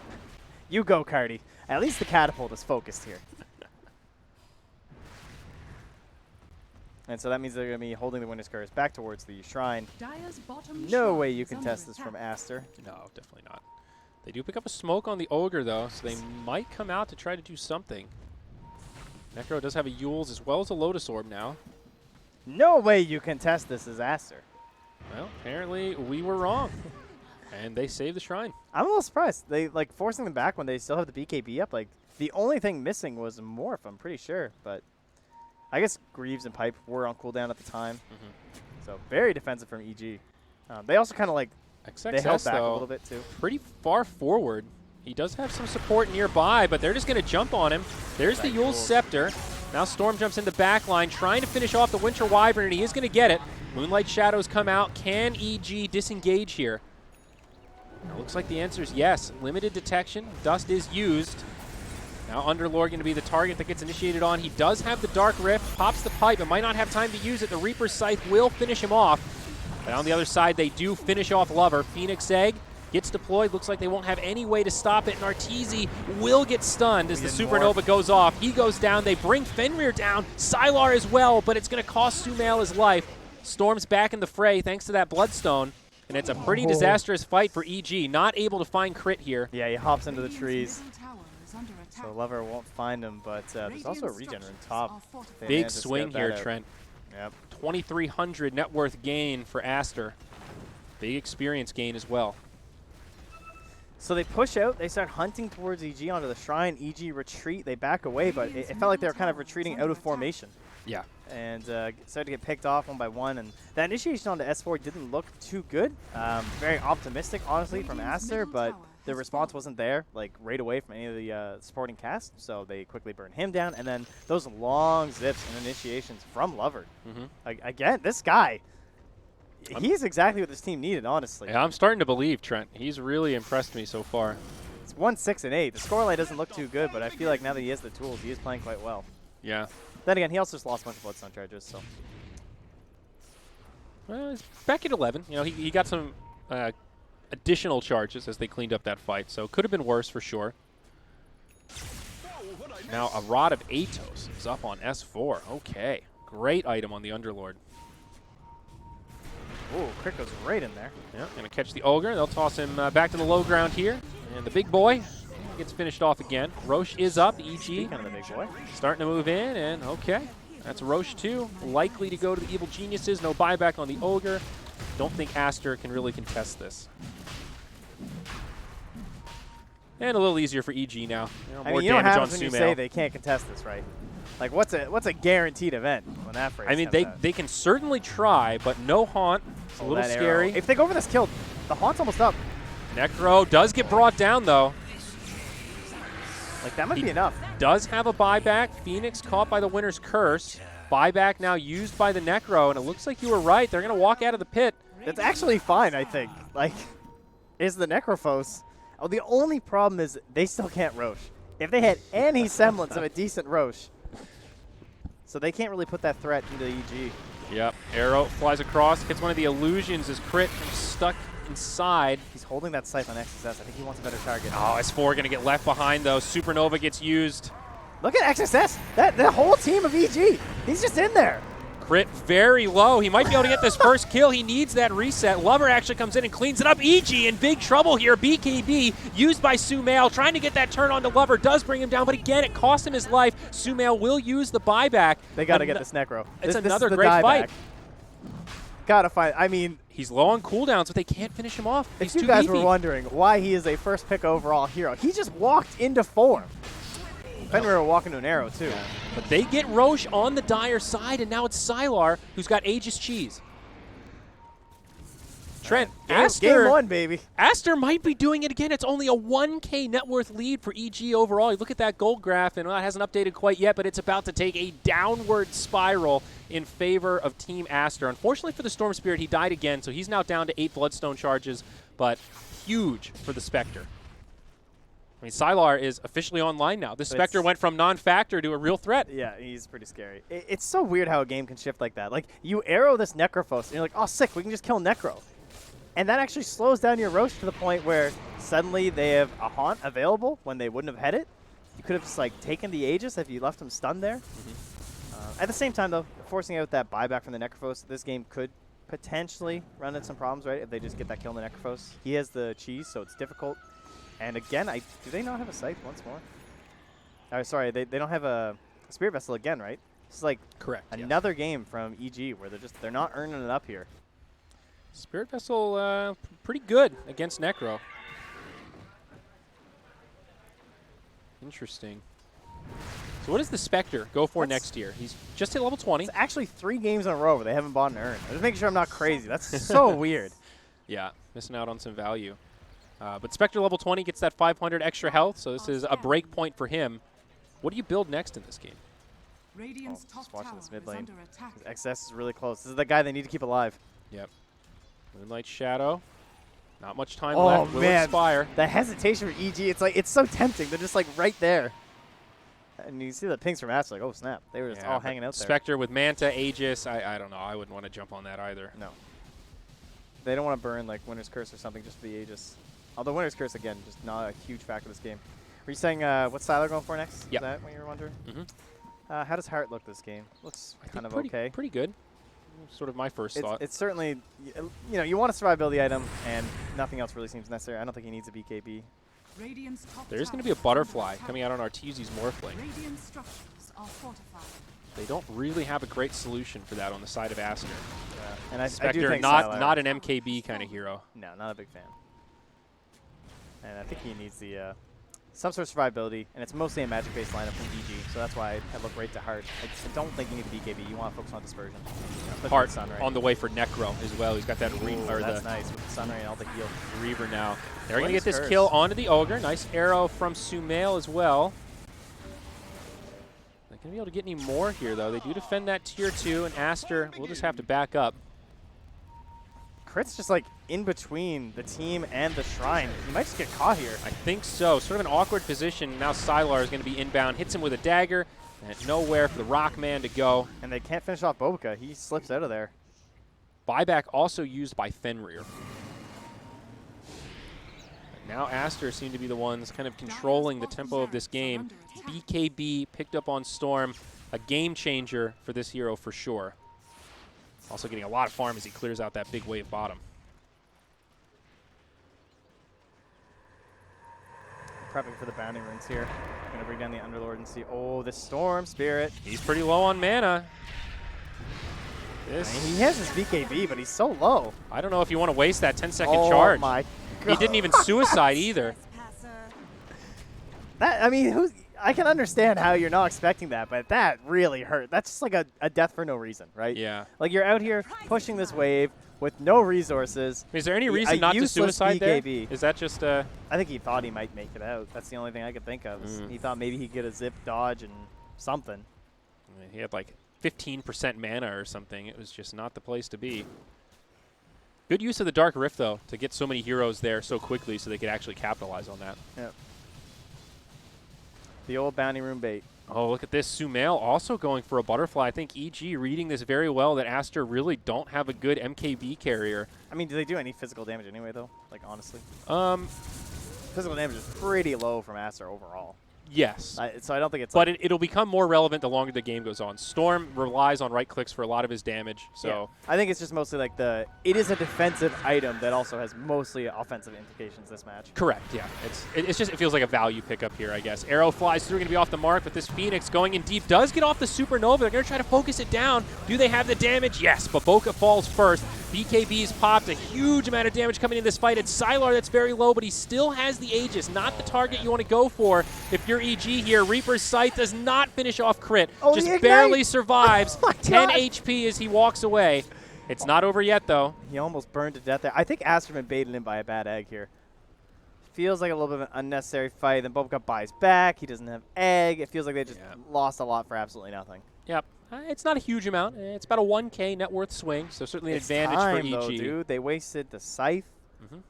Like, No, you're right. It's not good. No bad bueno. fight.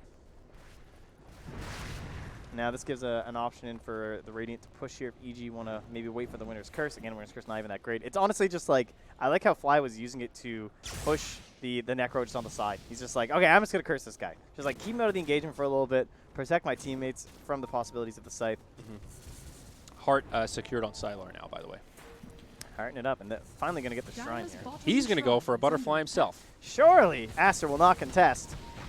So Arteezy goes for the Shrine, but no egg, no haunt. I think this time actually This pretty time hard to it's safe, contest. No haunt. Yeah, there's nothing. It's going to be a freebie. Arteezy gets some gold for the team.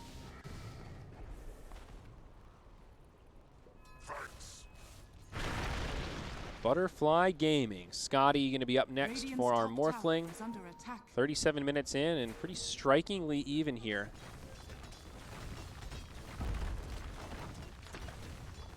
Both teams just kind of sectioned off their side of the map right now. Radiant's top Kind of that tower moment is as we're falling. transitioning from mid-game to late game.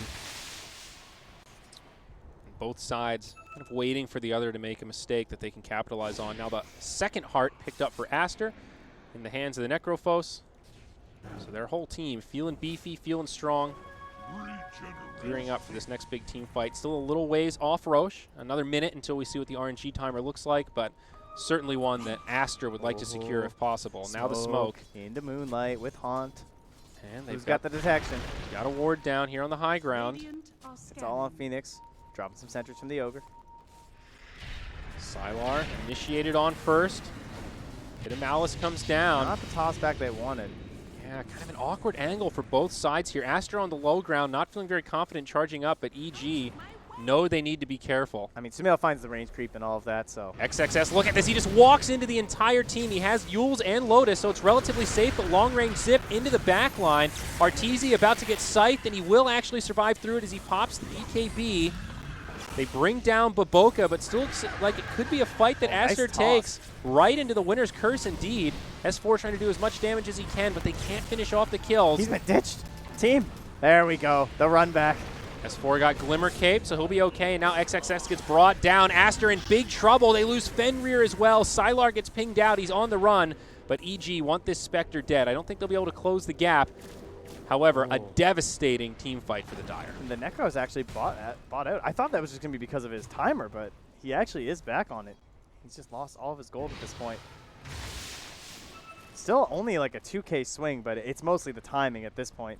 And fortunately for them, it's going to be very long. Roche, on the other hand, maybe if that Roche is there, they don't instantly come for your base. So True. EG maybe considering the full-on push here. The Greaves going to be popped a little bit early on here. Start restoring, getting everyone back up, having them ready by the time you actually have a real engagement. And Bobica, a lot of pressure on him this time. Charging right up to the high ground we go. No haunt. This could just easily be game here. There's the glyph right away. Storm trying to zip through to clear out this creep wave, but not able to finish them all off. No concerns about backdoor for EG here, and they will finish the tier 3. Middle tower. Spectre is just so weak in this scenario without the haunt. Feels like a completely different hero. Yep. Necro still down for 40 seconds without buyback. Ogre a little too far forward. He'll get brought down first. I mean, there's some issues there with Oh Morphin no, Ogre. they jump in onto the Phoenix as well. Not able to get off the Supernova, and that's 2 more down. Neither of them have buyback, and this Ita? could just be GG here, Trent. Okay. Morph Ogre is a very interesting combination there. You just become the Ogre. For some reason, you get to keep multicast, and I'm sure Fenrir is not too happy about it at the moment. Yep. But I mean, sure, he did anyway. He wasn't multicast, but they're at least going to get Megas here. Yeah, it might not end right here, but this is pretty crippling damage. They go in onto the Spectre. Necro up in just a couple of seconds here. There's the Haunt used by Sylar. Long-range zip. BKB used by Lover, trying to grab these kills in the back line, but just can't finish anyone off. And we'll have to head back to the high ground. So they do keep this last tier 3 standing. It's a decent defense from Aster, but so much damage done to their base. Okay. I mean, it cost them a haunt, but that's fine. It should They be enough hold. time that, yeah, it'll be back up when the next engagement occurs. They are very unlikely to find Roche, that is for sure. I mean, There he is. or at least find the Roche fight, rather. Of course, we know that they already have some issues. And there's a DD rune. Oh, of course. Yeah, so. Should be easy. Radiant Courier scouting it out, so they know They could right actually bottle this DD instead here, too, potentially, and just hold it for another push to end the game, rather than actually using it. Small moment of indecision, just waiting on the high ground. Smoke gets broken. Lover sees it and goes, uh-oh, I don't want to be here. He tries to turn around, but it's too late. He gets dropped immediately. Brilliant positioning from EG as the winner's curse comes out onto the Ogre. Locks 3 of them in place. Arteezy turns into the Phoenix, doing as much damage as he can. Now the BKB used by Sumail. Not getting a whole lot with it, honestly. Buyback from the Storm. EG playing this a little bit careful. Double damage rune now spawns down bottom. Well, my turn, says Team Aster. See if they can use it to their advantage, but Still good stuff for EG. A lot of economic damage done there, forcing that buyback. yeah, and the haunt being used too. Or sorry, the haunt is actually not back up yet. My mistake. So, yeah, it's a long one, dude. Two full minutes. My goodness. I still just hold the pit. It's a buyback. We got 7-second BKB on the Storm. Haunt's up in 10 seconds, so that's going to send Siler to the base. He just wants to be full resources when it's time. And I don't know, the strat of XSS just walking in has had its ups and downs. It worked well earlier. The last time didn't look too great. Yeah. Ended up being all of them wiped here. Oh, they know that they're in the pit. Roche still very healthy. Arrow still connects on the Necro. Sunray heals so much with the heart. Yeah, it really does. But now, on the other side, BKB's used to try to Wyvern. finish off the Winter Wyvern. Fly actually still alive, making some space for his team. Survives longer than planned. Will use the buyback pretty much straight away. Supernova's already gone off, and now the Dark Rift from S4 trying to make the Exodus. And he does make it out just in time as the Reaper's Scythe connects. Yeah, had enough HP, survives. Whew, that was a close one. And that was like 70% of Storm's mana just to kill the Wyvern. And he has to, because Fly has been on point. And at this point, there's enough damage from everyone on EG that it doesn't really matter about the damage inside the curse. It's more about just setting up for the follow-up from Sumail, Crit, and Arteezy. Daggers flying all over the place here as the Pit of Malice comes down, connects on 2. Sylar in the front line. No Egg, no Haunt, no Scythe. I mean, Aster know how important this Roche is. They can't hand it over to EG because then this game basically just ends. I mean, they also see Storm in the base. It's true. So EG possibly thinking about pushing in here. Look at Sylar, dude. He's just getting brought down, tossed back right into the team, and Spectre will get killed. Does have the buyback, uses it straight away. Still 50 seconds on Haunt. Aster doing a pretty good job delaying this Roche, but I don't think EG are too upset about It's it. just like a bog battle here, man. It's so sloggy, back and forth. Like, ugh. Ooh. One hero dies, takes forever. Constantly holding the pit, EG just welcoming it. Ogre gets caught by Arteezy. Don't worry. He has buyback. Good. It's okay. We can keep doing this. This is just mid-wars right now. There it is.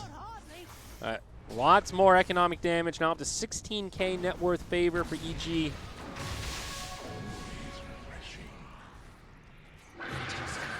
Oh, Winter's Curse. Used on the Necro. Not No one else ideal. going to be caught by it, but Baboka almost caught by Crit. Now they'll go hard onto the Necro. Does get the Yule Scepter to reset. BKB used by Lover as he jumps That in. egg, it might save him. Necro actually survives for now. They're going to catch Fly off to the side, and he'll go down next. EG in full retreat. Scythe in 5 seconds. Morphling relatively low. He's going to burn down. Still able to survive. Crit what a trying to stun by run Crit. back in. He is going to make enough space for most of his team to get out. Nice Pit of Malice as Sumail's doing so much damage. The Scythe not enough to finish off Crit. And now it's Aster that are in a little bit of trouble. A lot of low HP heroes. But can EG finish off these kills? XXS in a little too far. That'll be the dieback for him. Fenrir now trying to finish off Sumail, but he has to go in deep. It'll cost him his life, and he doesn't get anything for it. But Boca may follow suit. S4 trying to charge in. Crit on the back line. So many low HP heroes, but Aster are running out of resources. Buybacks being used by both sides. 2 on EG, 1 on Aster. Right now, they are on the defensive, though, with S4 on the hunt. They know it's the last fight. That's why they're going in like that. It feels like that was their last opportunity. They just kind of like keep chasing further and further. It's a big swing in favor of Aster, but this means EG will secure the Roshan. Yeah. And this is going to be close to the final blow for our dire squad. It all just depends on the speed that they can get up here. I mean, the wave's already pushing up top for EG. They have these Greaves. There's really no reason anyone has to go home. Pretty much full resources. I don't feel the need to wait for Fly. No offense, Fly. Think they're good. Necrophos is certainly the key hero, but Right now, the Underlord hanging on to the Refresher Shard. Interesting. They might just pass it over when the time is right, but I guess they don't really have a great Shard carrier this game. You know, like Chronosphere or something like that. Pretty bad heroes overall, honestly. Pretty low cooldown type Mirana is spells. probably one of the best ones just for like all the items and spells. Yeah. Even her Moonlight Shadow is only a 30-second cooldown now. But BKBs, of course, that's the other thing. It refreshes your items. So having a second BKB in these fights is pretty massive. Tier 3 goes down, so just naked barracks up top for Aster. Not too far away from Mega Creeps. Definitely feels like EG's game right now, Trent. S4 with 4,600 gold as well. Yeah, they've had a lot of comebacks in this series. There's no question about that for Aster. This will be another pretty miraculous one if they can somehow manage it. Fenrir is 0-16 this game. An absolutely brutal match for the Ogre. He's ogring it up, all right? Leave the man alone. He's just trying to smash Ogre. Oh, speaking of Ogre, arrow almost hits him. S4 up on the front lines. Almost gets killed by the scythe. Does get brought down, but doesn't actually get the extra time on the respawn. Sort of an awkward positioning, though. He died so fast. Yeah. The power of percent-based. I think maybe a Lincoln Sphere on the Underlord would be a good call here with all that gold he's got pulled up. I think they can just pop it so easily. It's not even worth it, honestly. Yeah, that's a fair point, I suppose. He'll just get like, I mean, if it's Necro, he'll just use you, right? He's not even going to worry about it. Yeah, okay. He, I don't know. I can see why he's struggling. Just like, what do I even need? Like, I've kind of done the Underlord job, right? Well, not really a Crimson Guard kind of game. No, certainly Maybe, not. I mean, I guess he could go for Heart himself. Dude, he can buy a Spirit Vessel. It would be okay. The only Yeah, problem is when you buy them this late, you never get any charges. Right. But I would not hate it. Just, again, this Phoenix and just all these hearts now, right? You got 2 heroes with hearts. Yeah, I guess Heart against Necro isn't really ideal. AC is obviously a fine choice, so Okay. he can look towards that one. It's just expensive. It's another like pricey aura. Yeah. But they only need that last set. Not the best megas. I mean, no team's really spectacular against megas. No, God, the Storm some are definitely better than others. You know, Medusa, for example, incredible against megas. There's a couple heroes that thrive pretty well in that kind of scenario. They might give this tome to Storm so he can just have 25 to keep the waves out, right? I'm into it. And do his constant annoying with the Remnant talent. Oh, yes. Storm probably some of the most lopsided level 25 talents. If that happens, you're going to be really sad as Bobka. I guess he's close up to 20. That'll be fine anyway. He's also getting quite a bit of experience from zipping on these waves, so it might not even be necessary. He only needs like 4 more waves of doing that. Do you think the overload going through Magic Immunity is the worst 25 talent?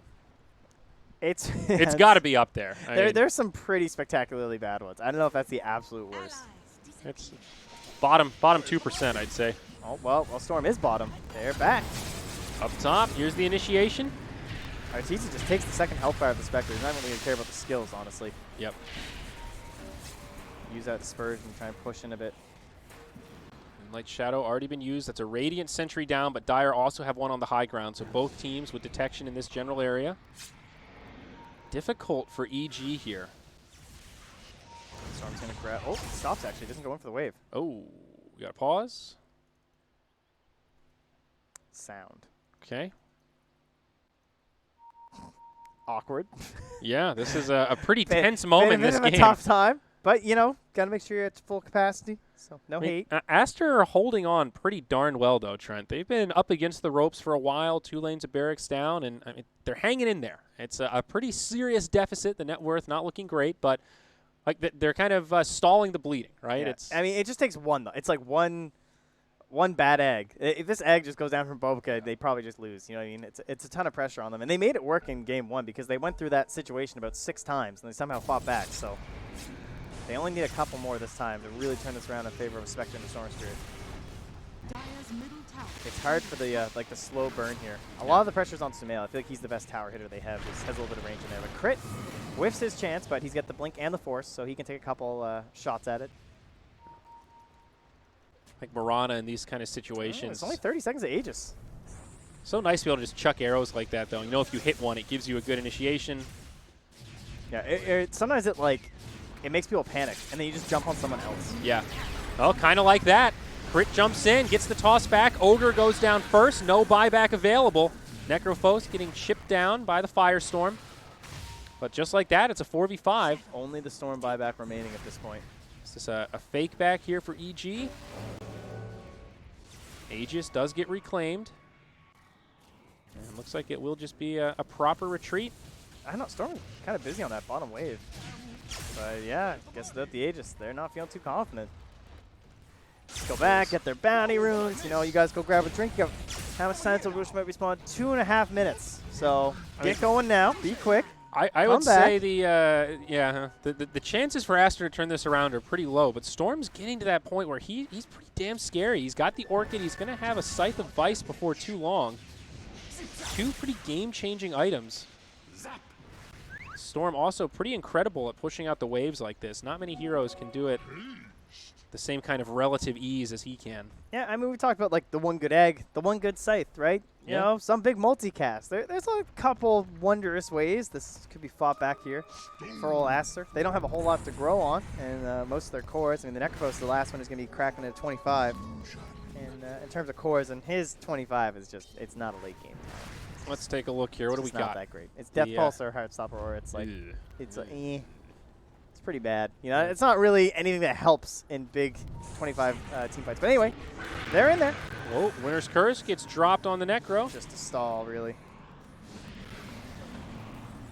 Arrow does connect, but EG coming back in a little bit here. S4. They really want it. Yeah, I'm not really sure what they, it looks like a dog chasing a car there. I don't know what those two heroes are going to do against a Spectre, frankly, but back they go, and they're going to do some sneaky plays. Bottom. Sumail does not go with them, though. When they instantly kill the, they're going to know that they're there more than likely, just because they use the gem, I'm assuming is what they had. Interesting that, okay. Yeah, gem Well, on crit. that's kind of it. Although, Sylar, he's going to step out, and he's completely alone. Manta style, trying to buy himself some time, but no hope to survive unless Lover gets here in time to turn this around. Spectre's still very low. They're trying to finish him off, and Arteezy does indeed get it. Lover now basically out of mana, playing some Ring Around the Rosie against Fly. He'll keep himself alive. On the other side, Reaper Scythe comes out. Sumail survives at first, but gets brought down. Buyback has been used by Sylar now, and they're going to press forward. They want more. Still some economic damage done. S4 TP's out. But Aster hold. Yeah, Sumail does have buyback. If he was going to need it, it's just like 20 seconds away. So he is saving, but unlikely to be required. But Rosh, I mean, maybe if they get an early spawn, that would be kind of ridiculous here for Aster. They are at the point where they can kill Rosh. Yes. I mean, you have enough items at this point that hopefully your heroes can kill it at 54 minutes. It still won't be spectacularly fast here. He actually goes for the Heartstopper Aura. Interesting.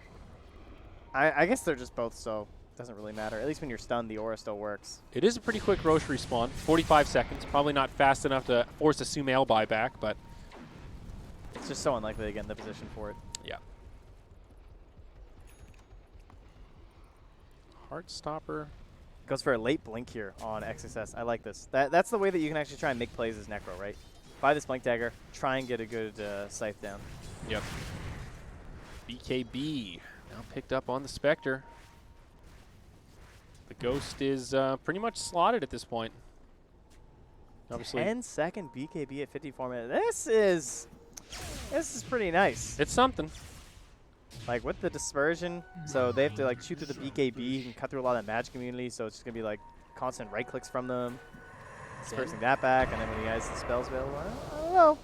Dark Rift going to be used down bottom. Just pulling Arteezy to push out the lane. He might find Fenrir. No, they're both just going to TP out. All right. Roshan is up. This is Roche 4. And Haunt's ready in 5 seconds, so. Everyone ready to rock and roll here. The Scythe also returns to the Necrophos. This is one hell of a stalemate, though, here, Trent. Even if EG do manage to close out this game, got to give some props to Aster for hanging on for so long and making this such an epic battle. Yeah, it feels like EG, game one, they were like too slow, maybe a little too patient. They got a little too greedy with the Roches. Yep. This time I actually feel like it's fair. I do think it's an accurate way that they should be playing. It's very slow, but I can see why they feel the need to do this, because it is just like one moment that could turn this in favor of Aster. Yeah. Now Roshan will be the victim of EG's damage. Pretty easy kill. Pretty EG kill. And Fly's going to be the one to grab the Refresher Orb. So that'll be a double Winter's Curse. Or Refresher Shard, rather. So it's 30-second cooldown on it. Because he used it last time.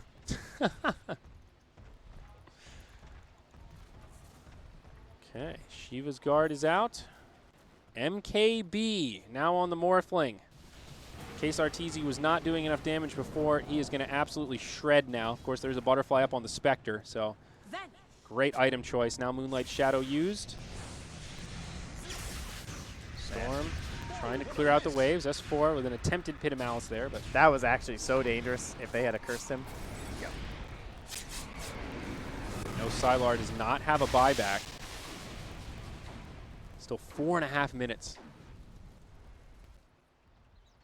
Man, actually, Necros is the only one. They're going to tick into it now for Storm. Just a moment, and then the GPM talents are slowly bringing it back for the Ogre and the Phoenix. Phoenix needs some bounty runes or something. He's quite a ways away from buyback. Once again, it feels like you just can't really find an answer to hit these buildings. They keep bringing their bodies to the same spots, but they can't really get Sumail in. They're looking for a kill to open up first with, or they want to force that bad egg. And they've been really patient. Still, I mean, they're not even like able to chip at the ranged barracks or anything. I mean, No. It feels like we've seen this so many times where S4 wants to go up to the high ground, but knows that they can burst him surprisingly fast. They want that arrow into a blink toss. S4 just trying to bait stuff out. Now Crit jumping in. Winter's Curse used onto the Spectre. It's not Arrow follow-up does hit. do too much. Maybe the arrow will be enough. Sumail jumps in, but now Sumail getting very low. He might die right here. No, they're not finishing that Spectre. He Another does, curse. Does survive. It's There's an that second illusion. Winter's Curse. Oh, he comes out onto the BKB, but they do kill Sumail. He buys back straight away. And they've only lost the Phoenix. All right, they're going for this timing, though. They're saying, all right, Haunt is down. We're going in. Take the high ground. Hold. Remember, there is still a glyph available for the Dire. Storm zipping there in and goes the out, wave. trying to clear this. The wave is gone. But they're in bottom. It's fine. It's Morphling. Oh, wow. Lover barely survives. This is such a tense moment. EG trying to finish it here. Like you said, creeps in the base, doing damage to the tier 4s. They're forced to glyph earlier than planned. Remaining tier 4 at about half HP. EG still playing this so carefully. Yeah, Greaves are almost back. Go right back in.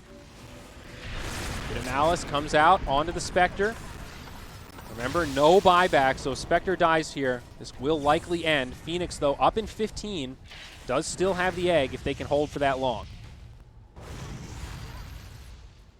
Well, likewise, if they can find Sumail, it puts a little bit of pressure on old EG here.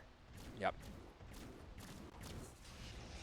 Man, RT's 14-1-17 this game, too. And he's been given a lot of these Aegis and everything, too, but he's a very nice game.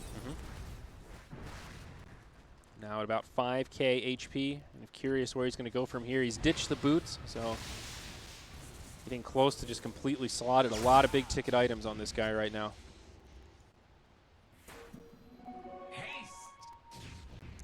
Managing to find some vision across the map. They just lost a couple words expiring here from the side of Aster, but at least they can sort of spot out where some of these movements are coming from the side of EG. The question is, can they actually capitalize on it and find anything? Crit buying a very late Vlad. Just trying to find something to help end this game, something that still lets him have his buyback. And that'll be the choice. 60-minute Vlad. Yep. Oh, Alright, Dark Arteezy? Rift. Arteezy getting That very is low. Aegis. Does use the BKB, and they get out. Okay, so they bait out a Reaper's Scythe. That's something.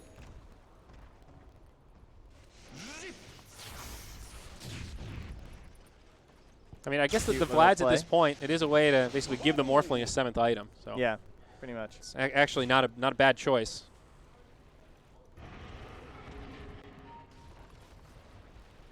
A Lincoln Sphere going to be coming out on the Tiny next. Definitely a good choice. If he can get there. He also has that, he's gone for that full toss build too, and it still hasn't really paid off. Like, we haven't seen this, like, toss back to some random spot, try and get the finishing blow. I think some of that is a credit to Aster and their positioning. Yeah. They've definitely not made it easy for Crit to find those openings. It's also just the thought, like, if Haunt is up, he can't really make that play because it just opens him up to a bad situation where the Haunt comes out, and then suddenly if they toss him like Fenrir, he still gets off a stun. They toss him the Necrophos, he's never going to die. And they might even still get off an egg or something, too, if you try and do it to the Phoenix. So it's just not really a great way to open the fight. They go for a Daedalus on Sumail. And, of course, he has a long time on his buyback, so he has fully spent out. He is scary, though. Yes, Mirana's hitting hard. It feels like they just need some chaos behind the racks or something. Like, it's one of those games, you know what I mean? Yeah, you need like a 4v5, distract them, and then have somebody else shove in a lane. They just don't have enough tower damage, though, anyway. Like, Sumail's fully spec for a player. Spectre, though, pretty far out of the base. Does have some teammates nearby, but they're not that close. They forced the BKB from Sylar. Now Storm zips in. Moonlight Shadow deployed. They use the Guardian Greaves. They held that Haunt, though. That is one thing Aster have going for them right now. Even though they've wasted the BKB, the Haunt is a big deal. Scythe up in 10. Crit still looking for his moment here. He has the blink. He has the toss. Can he find something? He's thinking about it. They want to jump in onto Sylar, and Arteezy does it. Winter's Curse used on the Ogre. They're Dark going for Rift. the buildings. All right. That is the strat, actually. That is something they've been missing. I mean, that's the play. They have to do something different, and that's it. They get the ranged barracks. Yeah. They go back to safety, and as long as there's no glyph, they can basically rinse and repeat and just do that again. Oh, they can even wait out this Arcane Rune, put it on S4, and do it again. That's true. Dark Rift will be up after the glyph is up, so they'll have to do it twice to get the megas. We're kind of at that point, though. Like, how much do the megas really matter, though? Is it that much of a game changer? It's a step in the right direction, obviously, because then you're focusing on finishing the game instead of trying to finish off these barracks. But they still have pretty terrible, like, creep. I mean, the Spectre's still so single-target focused. Like, at that point, the Radiance isn't doing all that much. You know what I mean? That's when you need, like, the Split Shot or the Battle Furies to really be having a decent impact. Yeah, you need, like, Maelstroms and that kind of stuff. Yeah, it matters a lot, for sure. Okay. It doesn't mean the game's over, but it makes it much harder to play. Yeah. Gotcha. Octarine Core available on the Necrophos, so now that Reaper's Scythe down to 90 seconds. And Storm Spirit, he's at the point where he's looking at Moonshard coming up for his next item. Just about completely slotted, except for upgrading that Orchid. Still a Bloodthorn that can come out, but Initiation, they'll catch the Phoenix first, and Baboka gets popped immediately. No buyback available. This is a proper 5v4. Fenrir also getting locked down. He'll go down next. He's got the buyback, though. He will Sylar's use it. all alone here. It's a dieback now for him. Winter's Curse comes down. It catches all three. This could be it. This is huge. The BKB Spectre is going to survive a little bit longer than planned. They turn onto Lover, and Aster are just getting ripped apart. EG are finally doing it as the buybacks come. Storm and the Spectre trying to get back into the fray. They bring down Arteezy. They still actually manage to hold on after all that. That's Arteezy. That's Sumail. These buybacks used.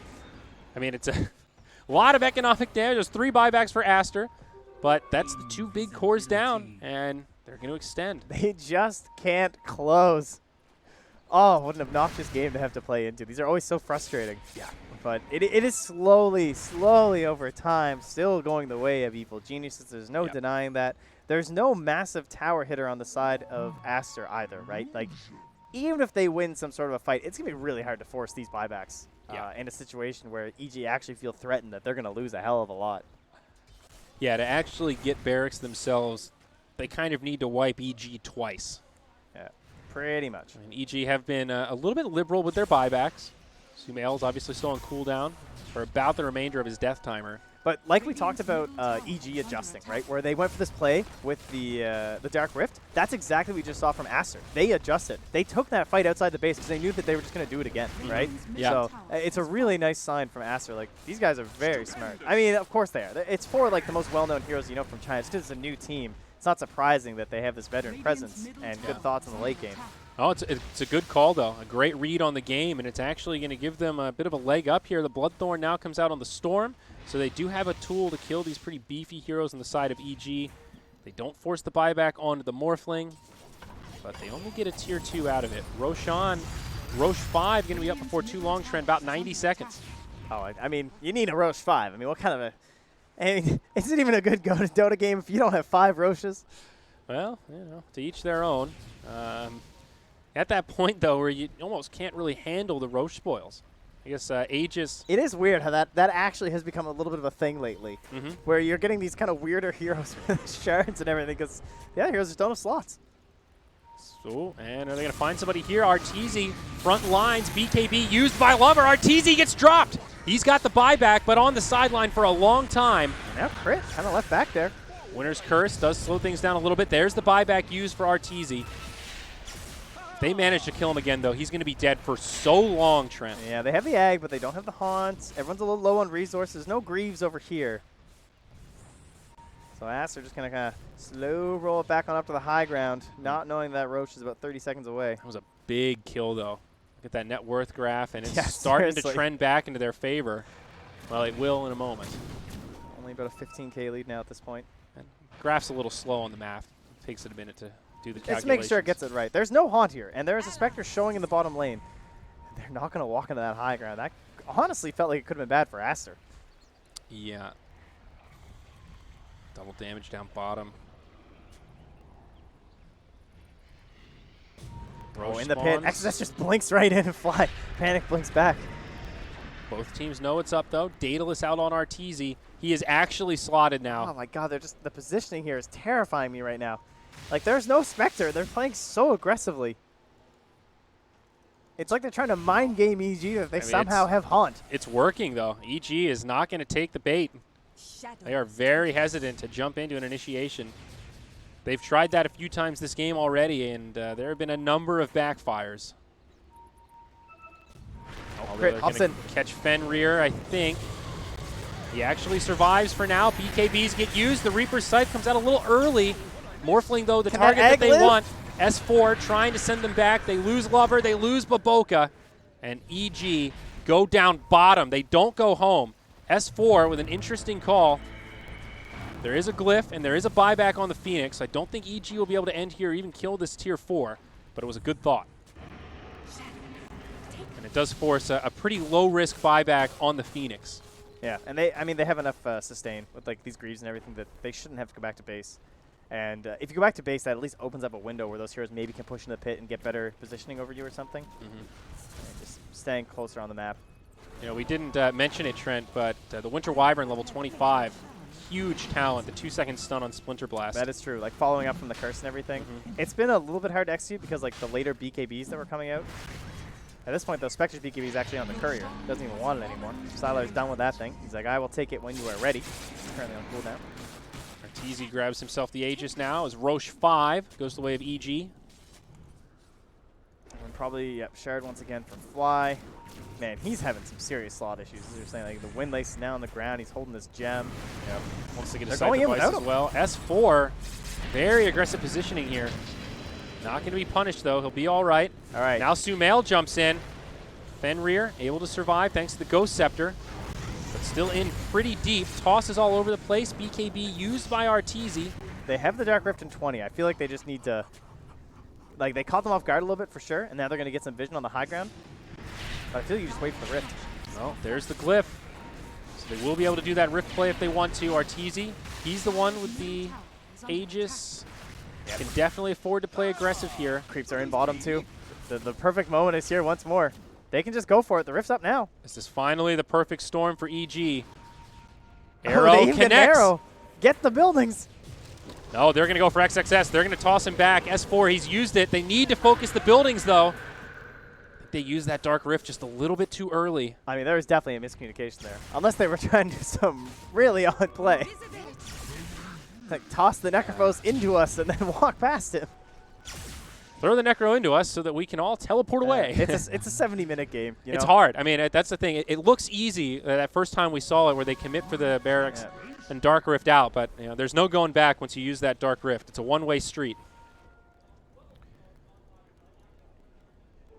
Evil geniuses on the brink of taking this game, but still struggling so much. I don't think any of the Roche spoils were used there. They still have Refresher and the Aegis. Cheese also still in the hands of the Underlord, so I think EG also okay to play it safe because they did force the glyph, right? And obviously the Dark Rift will come up way before that, another 50 seconds, 100%. And then that'll be their perfect window. If they take it. If they take it, yeah. Dire's middle tower is under Aster attack. just back into similar positioning here. They've really worked out how to do this high ground defense at this point. I feel like everyone stands in the same spot every time.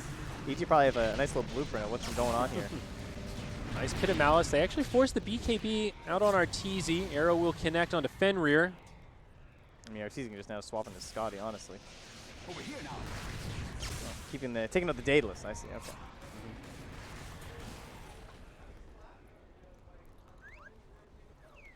Aster still able to hold on right now. EG are split, just trying to shove in these waves in the other lanes.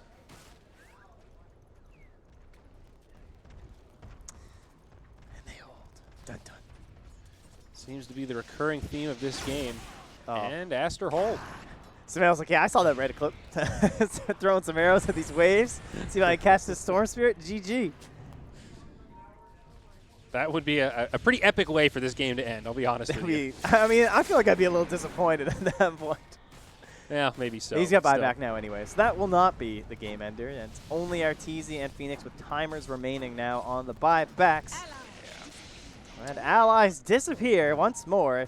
I hope you're not tired of hearing that one, folks, because it never ends with that Mirage 25 talent. Moonlit Shadow. Who are they going to find, though? It's actually S4. Reaper Scythe. Not going to be enough for a kill, but S4 is still getting very low, and they will commit for it and find the kill. He buys back to get into this fight. XXS also low on the back line, still able to survive in double digits worth of HP. They killed the Tiny. 2 buybacks. That's like a 10K net worth swing right there, Trent. Nothing. They got absolutely nothing. The Spirit Vessel kicks in, the Heart too, and yeah, you can see it right there. That's a lot of gold. And all that damage not from quite the the Spectre. 10K, but wow. I mean, converted, that's like 10K Canadian. Yeah, I see. If that's US damage, then you're good. Charge. This is one of the strangest Dota games I've seen in the last couple months, Trent. I thought EG would have been able to end this 30 minutes ago. And Aster have just shown unrelenting resilience in this game. Even if they lose, I'm still so impressed that they're able to hang on and still take these fights. I mean, that's 2 buybacks for EG. Yeah. If Aster can do that again in the next, 5 minutes, they might actually have a chance to push down a lane. It's always interesting when you see buybacks like that, too, because it's buybacks that want to keep up the pressure, right? They don't want to lose this wave pressure they have constantly putting in the base of Aster. So it looks kind of odd because you're like, why are they buying back? Like, they're not forcing anything from Aster, but, why would you wait to buy back when they're at your base? You know you're going to have to anyway, right? Oh, XXS. This could be the moment. He gets caught pretty far out. Does have teammates nearby, but he's low. Yule's Scepter buys him a little bit of time. EG are committed to this, though, and they will finish him off. There's the buyback that way. Storm caught inside the Pit of Malice. Now the Exodus with the Dark Rift, and they do get out. So this time it goes the other way. EG get 2 kills. They force a buyback. They do Dark Rift into the bottom lane instead of back to the base, so ready to shove in. Yeah, once again, just keeping up the pressure. And Crit's even fishing here, thinking if someone isn't aware that they're over there, maybe they have a chance at it, but not going to find their moment. Arteezy did stay top. Fender just kind of drove him back further, but he keeps that wave pushed in. And S4, he's been the big beefy boy on the high ground for most of this final parts of the game. S4 also has a BKB. Looks like they're trying to draw a little bit of attention maybe onto that eastern part, trying to draw them away from that last melee racks, but they refuse to leave, even if it ends up costing this tier 4. Oh, who do they find here? That's Arteezy. Crit is just he's just walking up to that tier 4. He's trying to force this so hard right now. Get away from that melee racks, please. And Sumail's looking for an angle on an arrow. Now, Dire do have another glyph. Radiant are so split. If they can find a good scythe play, this could be bad. I like what Crit's doing here, though. He's trying to force them to use the glyph prematurely, splitting their focus. They jump onto Arteezy, who's very low.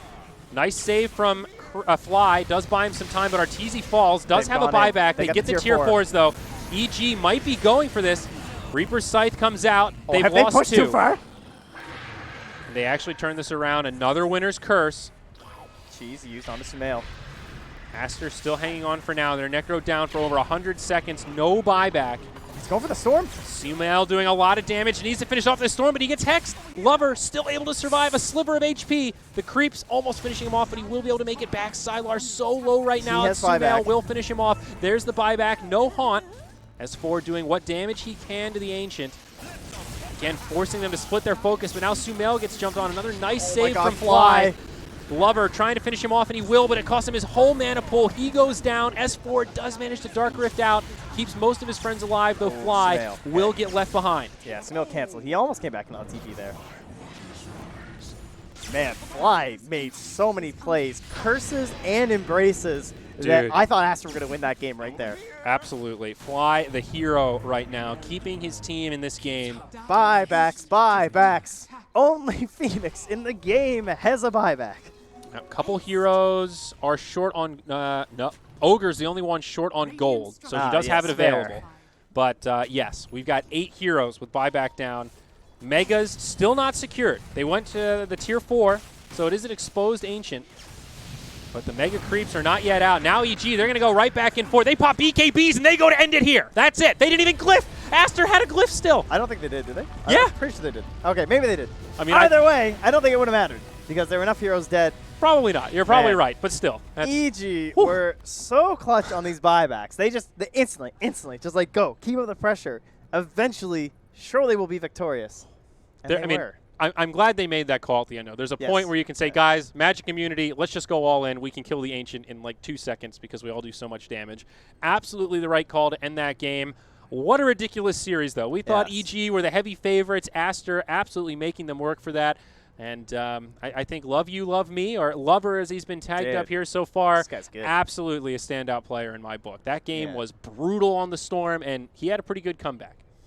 Yeah. Had a hard time making any like sort of solo plays no matter how much gold he got. I think just because they started like so far behind. So that ended up being like the big problem for Aster. He did die solo to Sumail in the lane. We can't forget. Yeah. That's what started that lane being so bad was Sumail killing him the first time before crit rotated. Yeah. But yeah, overall EG, I mean, the constant pressure, it is a hard game. It's really hard not to throw these games, honestly. Like when someone is just pressuring so hard, I feel like we've all played these games before, right? Yeah. Where you're so far ahead, and you're like, okay, this game's over. And mentally, you feel like you've already won, but you have to go through this like stupid minutia of just like slowly closing out the game, and I feel like I throw way more of those games than I end up winning, right? Oh, yeah. But that's what you saw in this game. Was like at times you're like, oh my god, EG are just so patient. They're taking forever. But it was just always waiting for the next Roche, the next cheese. Ends up paying off for them in the end here. This feels like ages ago, 24 minutes in, 9K lead, pushing high ground. This was really the first fight where I was like, okay, Aster might actually get back into this. Because buyback on a Storm Spirit, it's actually better than it used to be with like the rubber band effect, it feels like almost, because you don't have the gold penalty. So he is like astronomically better at it than most other heroes, just simply because of coming back in with no cooldowns, really. Yeah. No, you're absolutely right. This was one of the first moments where Aster seemed like they would have it, and where we hear 27 minutes. Or at least they'd have a chance. I mean, this entire game was EG favored, I feel like. There was really never a moment where Aster had control of this game. They were always playing reactionary Dota to the tempo that EG set. There was one moment at like 40 minutes where that gold graph was completely that was closed. Scary, yes. And it seemed like this is where things could turn.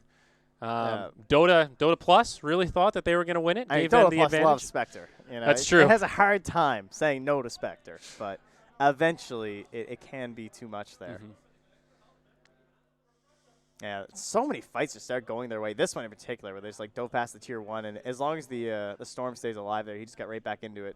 Felt like a lot of these fights were just so ridiculously chaotic. All these blink daggers, all this AoE damage. You've got dark rifts flying in and out. Morphs turn into random heroes. You know, that was one of the most ridiculous plays this whole game. XXS. He just runs into 4 heroes. Hey guys! It's just like, oh, you're gonna try to kill me? I've got a Yules. I've got a Lotus. I think I'm gonna be all right. I know EG very much value that hero in the Necrophos, so you can kind of see why like both teams are willing to first pick it so early. Watching this game, my takeaway is ban Necro in your first 3. Do not let that hero get in the hands of the enemy because it's shockingly irritating. He's just not fun to play against. No. It's just an obnoxious hero. Obviously, he is beatable. He has some counters. There's ways you can play around. But this look at where they almost won. Look at his positioning, though. Necro like, just charges in. Arteezy, I think he gets away from this. He almost died, but the Scythe and the BKB happen like the exact moment. So Arteezy ends up being safe, but Aster get enough in this that it actually looks like they could like fully win this game. Yeah, this is the moment where it turns and it gets leveled out.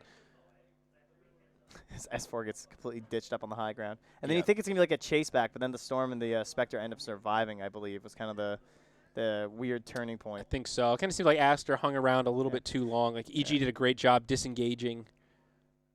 Now this fight around the barracks. This is another kind of awkward one. They already had one hero down. They lose the Ogre. He doesn't have buyback. So it turns into this 5v3. Oh, yeah. This is actually where they lose their big lead. Uh-huh. It was this fight here because of all the buybacks, and shockingly somehow it works out fine. But now we just zip forward 24 minutes. And there you go. A lot happened in between now and then. Not really. It was mostly the same. Those two, bottom, mostly EG trying to push top. Went down, and then we just had 10 heroes. Like, the last 25 minutes heat map would be just completely red and orange at that top barracks. It's just everyone was there, the entire time, patiently waiting. So MVP this game, are we both agreed that Fly is the probably single biggest impact for one player, especially as a support? Do you have a better MVP suggestion? I mean, probably Arteezy, honestly. I mean, really? The guy was slaying. He was like 14-1 and 17. Yeah. Against a lot of single target focus. I feel like he played it pretty well. Yeah. So, no, I absolutely Arteezy played a great game. That was Caster 70 minutes. Yeah. All right, boys and girls, we are going to take a break, and then we're going to come back. We've got another best of 3 coming up here in Group B right here on this stream. It's going to be the winners match. I actually don't know who won the other series, so it's going to be EG versus It'll be a surprise. Vici or TNC. Yes. So one or the other. But stick with us because we've got another big game coming up after this.